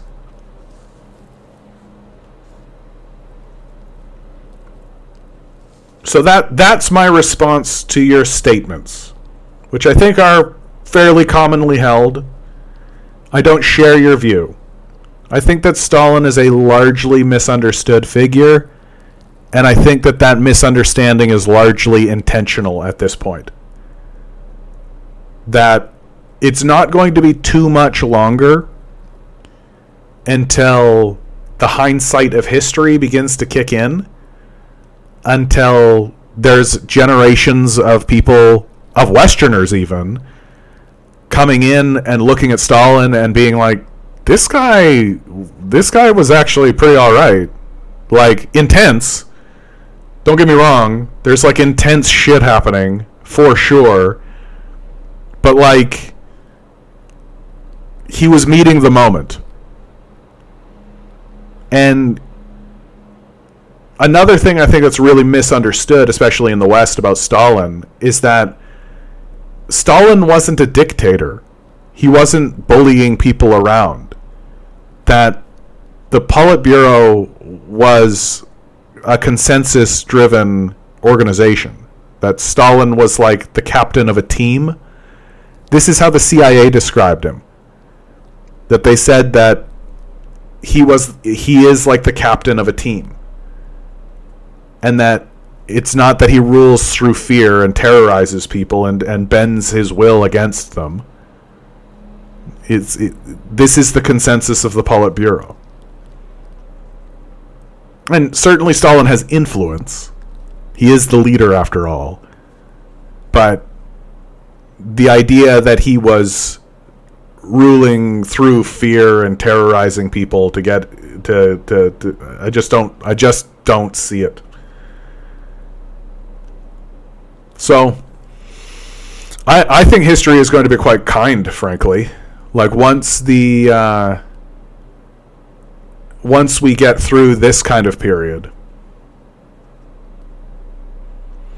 Hart said, when I said forced collectivism, I don't mean I care for the landlords, but what about the peasants that needed the grain to feed their families? Like farmers, they needed the grain for the family, and it was done by Lenin during that time, and maybe Stalin. What about that? Yeah. No, I understand. No, you're being very kind, Hart. You're being very kind. Which is why I'm spending so much time responding to you, because you're being very, very kind, and I think that your questions are genuine. I don't think that you're trying to got me. I think that you're looking for an alternative perspective, and you're seeking to have those perspectives challenged, and I appreciate that. And you're going about it the right way. So another period of time that's not really well understood is this period of forced collectivism, right? So in Russia, the colorful, I see you. I'll answer your question in just a moment, okay? Because I have thoughts on that entirely. It's actually one of my favorite subjects. Maybe my favorite subject.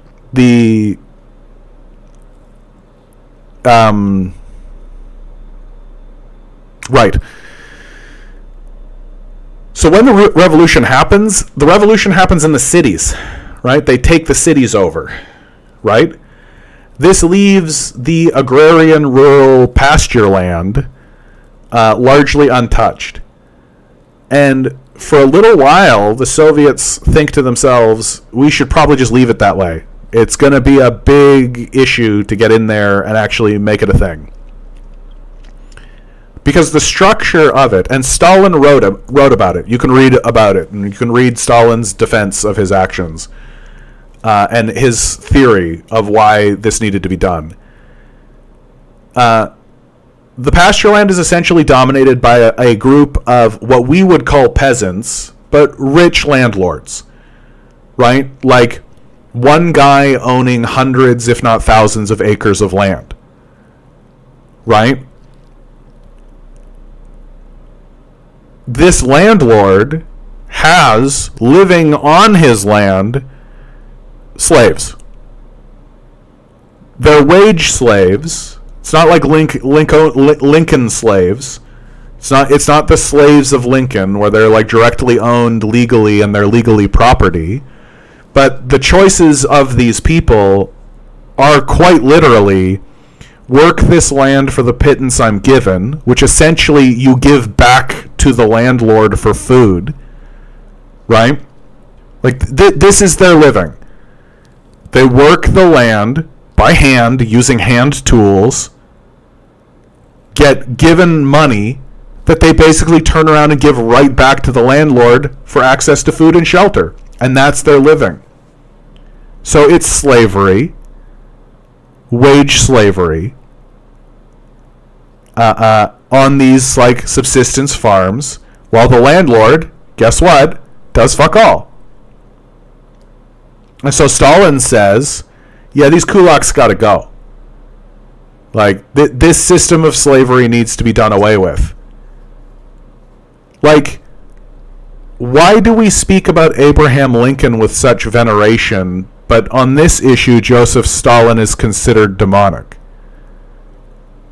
Abraham Lincoln frees the slaves. We should put his face on the side of a mountain. Joseph Stalin frees the slaves. Whoa, what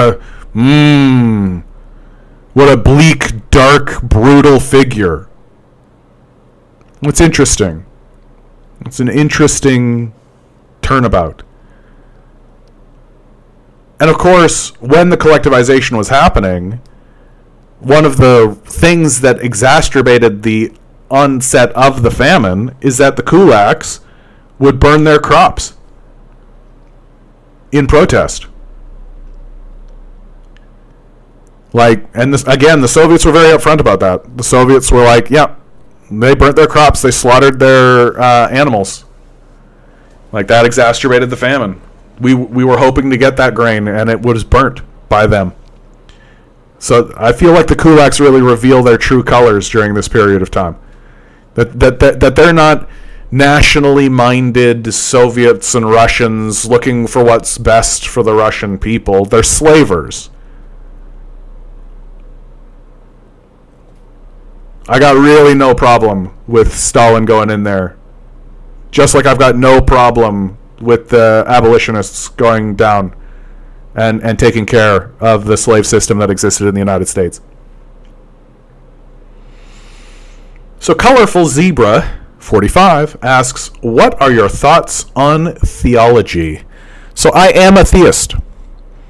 I dabbled with atheism and then some agnosticism, but I couldn't take it seriously.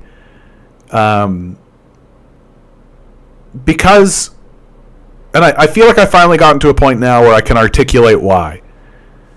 My perception of God as an idea is not an abstraction. It's not it's not a personification of a person. It's not external. There it is. It's not an abstract external force, which is what I think atheists and agnostic people think of when they think of God. Big man in the clouds, right? Man in the sky. Jesus Christ coming down. Right? That God is an external being that lives externally to us, and that we pay fealty to him as if he's like a big giant. And I think that the modern conversation surrounding theology revolves around the question of, does God exist? Which is a worthless question, because it essentially allows a person to define God in this way and then argue from that position, and so the whole conversation is just total bluster. The better question to ask is the universe alive? That what theists have always argued, and I'm talking about people like Isaac Newton, right? I'm talking about like Aquinas, Augustus, Einstein. What they've always argued is that God is the totality of all things, including the universe and everything within it, which includes you. And that the universe is alive. That the universe is itself a living organism with its own ideas, its own thoughts that rest well beyond our comprehension. That we are a collective organism. In the same way that your cells within your body make up your body. But if you tried to explain what a car payment was to a red blood cell, it would have no idea how to even begin with that. That in that same way that your cells are a part of your body, you are a part of the universe that you live in, and that universe is a living organism.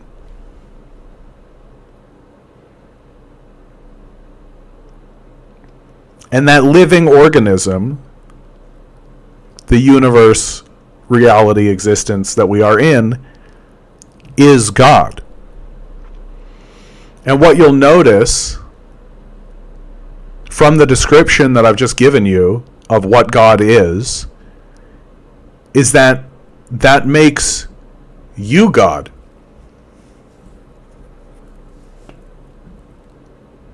This is the thing that the original Christians were really trying to break through on.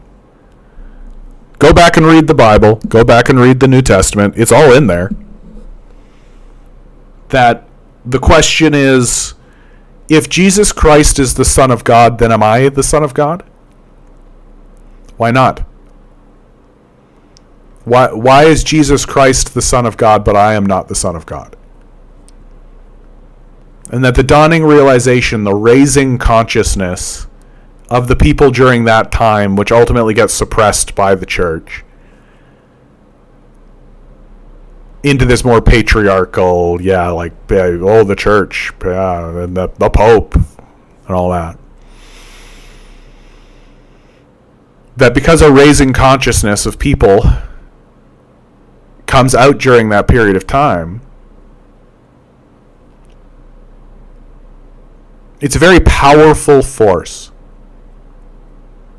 It's a very powerful, potent force to have a person or a group of people communicating and speaking with one another and talking and organizing and planning and executing on ideas, who genuinely believe and genuinely think that they are the eyes and the ears and the mouth and the hands of God.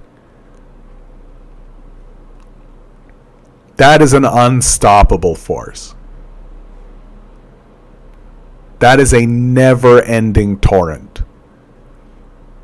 A people who believe that are unstoppable. You need to be convinced that you're just a scared little monkey, because sometimes you are, but you need to be convinced that's all you are. You need to be convinced that God is an abstraction. You need to be convinced that you have to atone for the feelings that you have. You have to be convinced that all of these rules that aren't in this book need to be followed. That you need to be convinced that the bigotries and the biases and the racism and the misogyny that you feel are actually good. It says so right here. In this book, it doesn't say.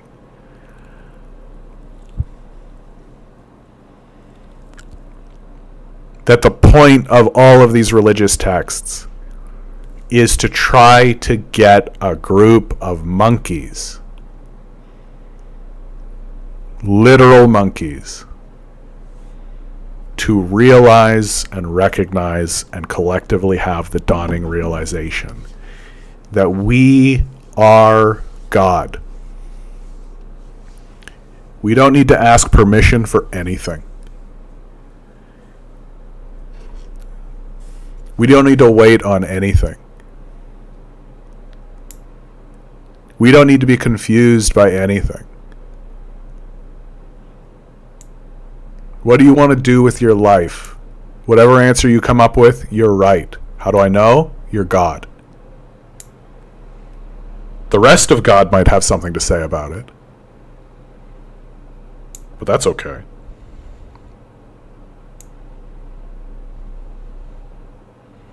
And that there is a infinite, never-ending energy that exists around you and within you. That if you stop for a minute and sit quietly at a dark room, you can begin the investigation of that infinite depth, the infinite energy that exists within you. And that is God. And it is a living entity that you are never, ever, ever, ever, ever, ever alone. You're just choosing not to interact. And the thing about God, the thing about creation, about the universe, about reality, about the source, whatever name you want to use for this, is that it supports you and it loves you so endlessly and so completely that if you're walking around saying, I'm a piece of shit, I hate myself, this place sucks, everybody sucks, then the universe is going to support you in that. And it's going to say to you, okay, this place sucks, everything sucks. Let's keep showing this guy things that suck. If you walk around saying God is dead, fuck this, fuck the church, I don't need God in my life, I'm going to do what I want, then the universe is going to go, yeah, okay, cool.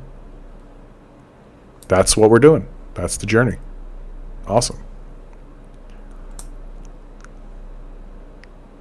But if you just say, man, I'd really love to have some love in my life, and I'd really love to have some peace in my life, and I'd really love to spread peace and spread joy, then that's what's going to happen. And the universe is going to be like, oh yeah, all right, cool. Let's do that. Let's do that. And that's not to say you won't experience hardship, because you will. That's baked in.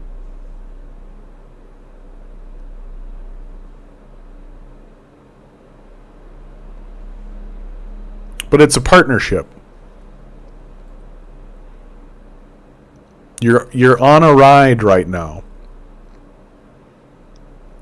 And you are the meat popsicle that's meant to experience the ride. But there's another force that's watching it happen. There's another force that's looking at you, being like, look at this meat popsicle go. How exhilarating must it be for the universe, for the meat popsicle to begin speaking to it, in earnesty and in seriousness.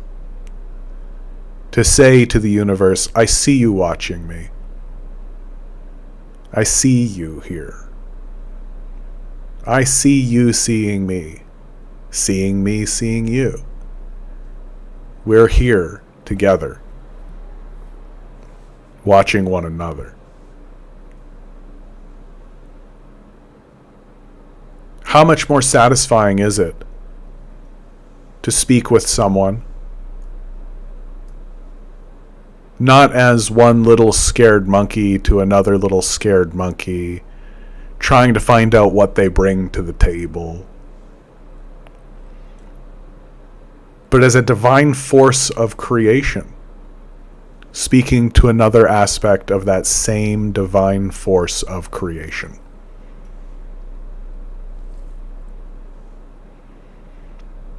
That when I speak to you, I'm speaking to an aspect of God.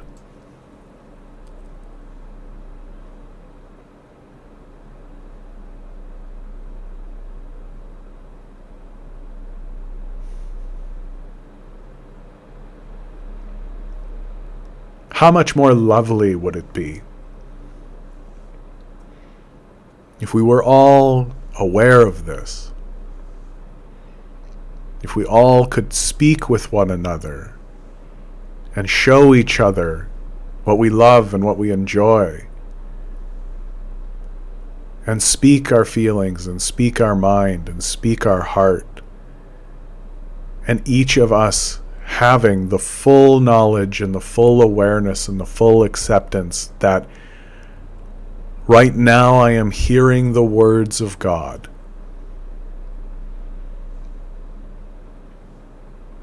And when I speak with the voice of God to the ears of God. And so the only thing that makes any sense whatsoever is to speak with kindness and to speak with love. And if you can't do that, then to just speak with decency and respect.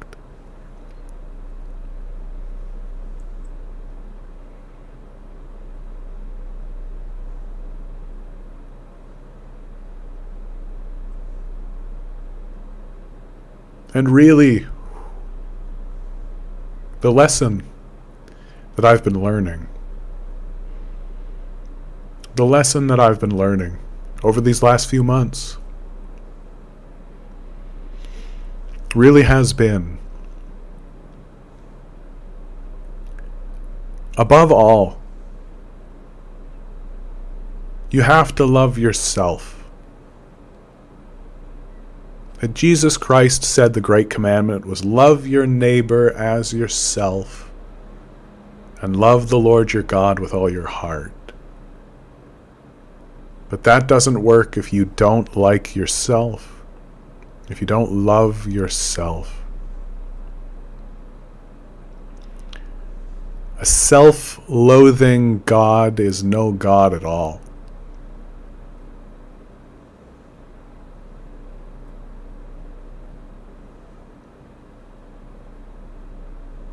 And it's hard these days. You live in despair. We are a people in despair. We are grieving. That's a big reason we're all here. That's a big reason I'm here.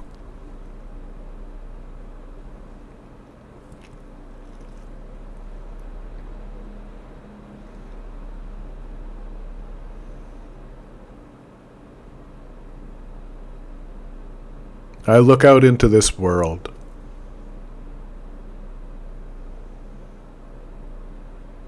and all I see is just confusion. The confusion of those that think they have grabbed power.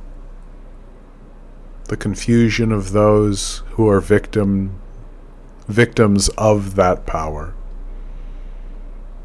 The confusion of those who need to watch.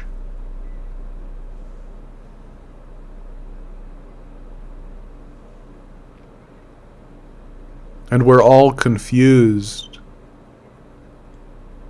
because we're at odds with one another and we're fighting one another and we don't realize that we're the same, that person is you. They are the you that is them, and you are the them that is you. And we are one.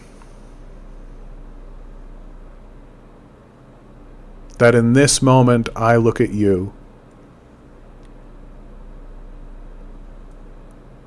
and in the next you look at me. A lifetime stands between us and a blink of death.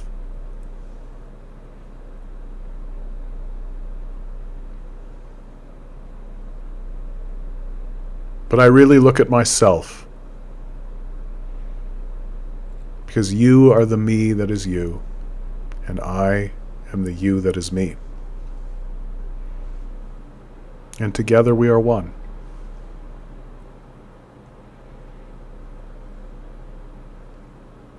And together we could make this place beautiful. Together we could make this place wonderful. We could simply ask, what does everyone need? No judgment, No explanations. No excuses. What does everyone need? And if we can provide it, we should.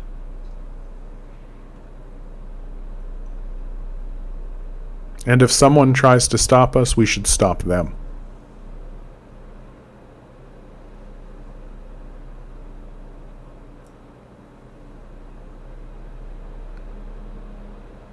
Because when you feed a hungry person, you feed God. When you clothe a cold and shivering body, you warm up God. When you provide shelter, you provide shelter for God.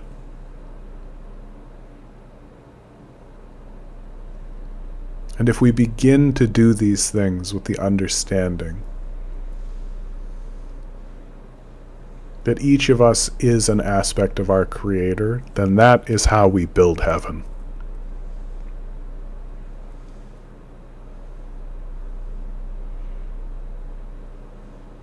And that is how we build a reality that when people come into it, they come into an oasis. They come into a garden. They come into a land of peace, a land of quiet contemplation, a sacred land where everyone understands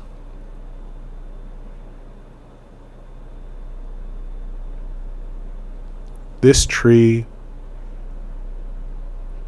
this rock, the snails, the worms, the chickens, the cows, the dogs, the fish, the dolphins, the birds. Everything that crawls and walks and everything that swims and flies. And everything between. The wind that blows and the sun on your face. The people you love, and yes, even you yourself.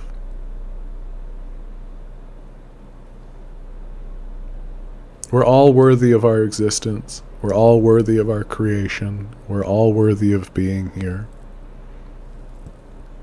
Because we are all God.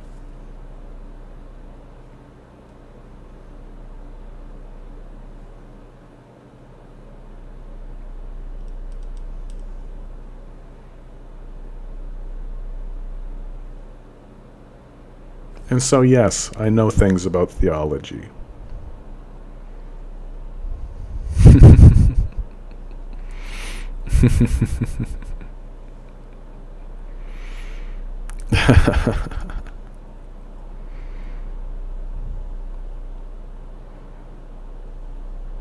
Man, it's been a minute since I've talked about that. I'm glad I did. Man.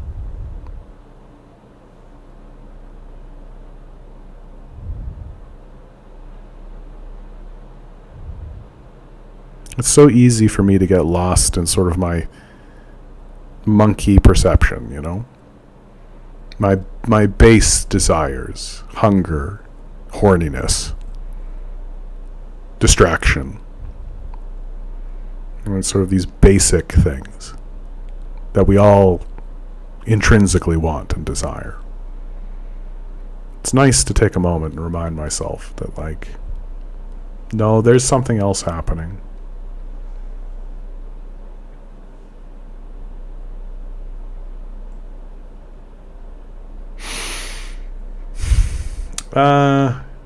Over on Twitch, user string of numbers, that's not true at all, bro, and then doesn't clarify what's not true.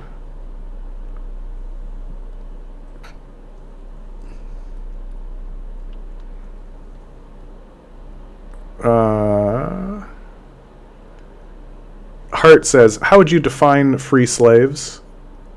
Like, what is the definition of freedom for people? Because here's the thing, freedom is not one ideal, it has alternative types. Like, we could say the USSR was freedom from capitalism, that's still deemed free. There is the capitalism was free from communism, too much government messing with the economy. There is Islam, they have their own set of freedom. Christianity has its freedom. like from sins.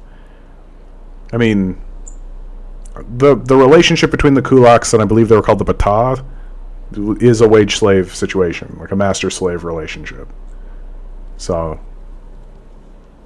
you can draw from it what you will. Colorful writes, Christianity was spread from the sword during the Roman era, leading to it today being a hegemonically global phenomenon. Correct. Yeah, institutional religion can just go eat a bag of dicks. Hart writes, there is one thing we got to remember, corruption in human nature. I mean, it's interesting that human nature is always the negative stuff. There's never a conversation about like love, compassion, empathy, joy. Like none of that plays. It's always just corruption and shittiness, right? That's what we're hyper focused on. It's always let's bring up the absolute worst parts of humanity and always take parts of humanity that people are embarrassed by and shame them for it. That's always interesting. Like, hey, are you embarrassed by your penis? You should be. It's shameful. You're dirty. Like, is this helpful? Is this a helpful conversation? I don't think it is. In the past, there's 100% that a lot of people who use religion to justify slavery, like in America, use Christianity. Yep, absolutely, that was true. For sure, it's true. There's a great book that I highly recommend everybody get their hands on called Cotton is King. Cotton is King. It is a collection of pro-slavery arguments leading up to the Civil War. That the abolitionists were very critical of the slavers, the Southern slavers, because they refused to actually argue or justify slavery. And so many took up the challenge and wrote a series of essays which were collected into this book, Cotton is King. And the reason why I say everybody should get their hands on it and everybody should read it is that once you read this book, you see how many of these arguments are still in use today. Like, sometimes I listen to Ben Shapiro and I'm like, oh yeah, that's Cotton is King. That's just Cotton is King right there, baby. And if you want to really sharpen your blade against some real fascists, you want to be reading Cotton is King. And like, some of the arguments are straight up, look how much money we're making. Just straight up, like no moral argument, no justification, no nothing. Just straight up like, man, look how much money we're making, man. Like, here's how much money we're making. You want to end this? You're crazy. And then there was, exactly as you say, the religious argument. I think my favorite argument in the whole book was someone made the argument that chattel slavery is actually a superior, more moral form of slavery to wage slavery. That the justification was that chattel slave owners owned their slave. Their slave was their property. And so if there was no work to be done, they still had to feed and clothe and shelter the slave. They had to take care of the slave as they would take care of any other type of property. Wage slaves, if there was no work to be done, were laid off and were told that they had to go find their own, find a new job. This, from the chattel slavers' perspective, made chattel slavery a better slave system. And that not a very well-known fact about the wage slave system, which is the system we currently live in today, is that Abraham Lincoln actually ran not just on the abolition of chattel slavery, but also on the abolition of wage slavery. And he only managed the one. Required a civil war to do it.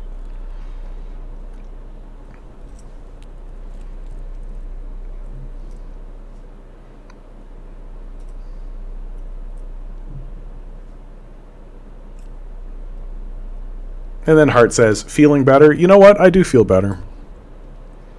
I do feel better. I'm sure many people dropped off while I was saying that, but I don't mind.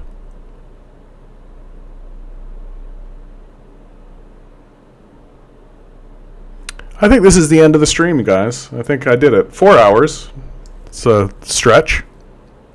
Mark says, I look forward to your every Wednesday for your streams. That's very kind of you. I am not going to be able to stream next Wednesday. I'll make a note of that in the Discord as well. So just so you guys know, I'm not going to be here next Wednesday. But always remember, guys, each and every one of you is a quantum being walking around in quantum energy. These billionaires are spending hundreds of billions of dollars in the hopes you'll never realize it. You'll just stay the good little machine they need you to be. Revolt. Rebel. Repent. Good luck. We're going to need it.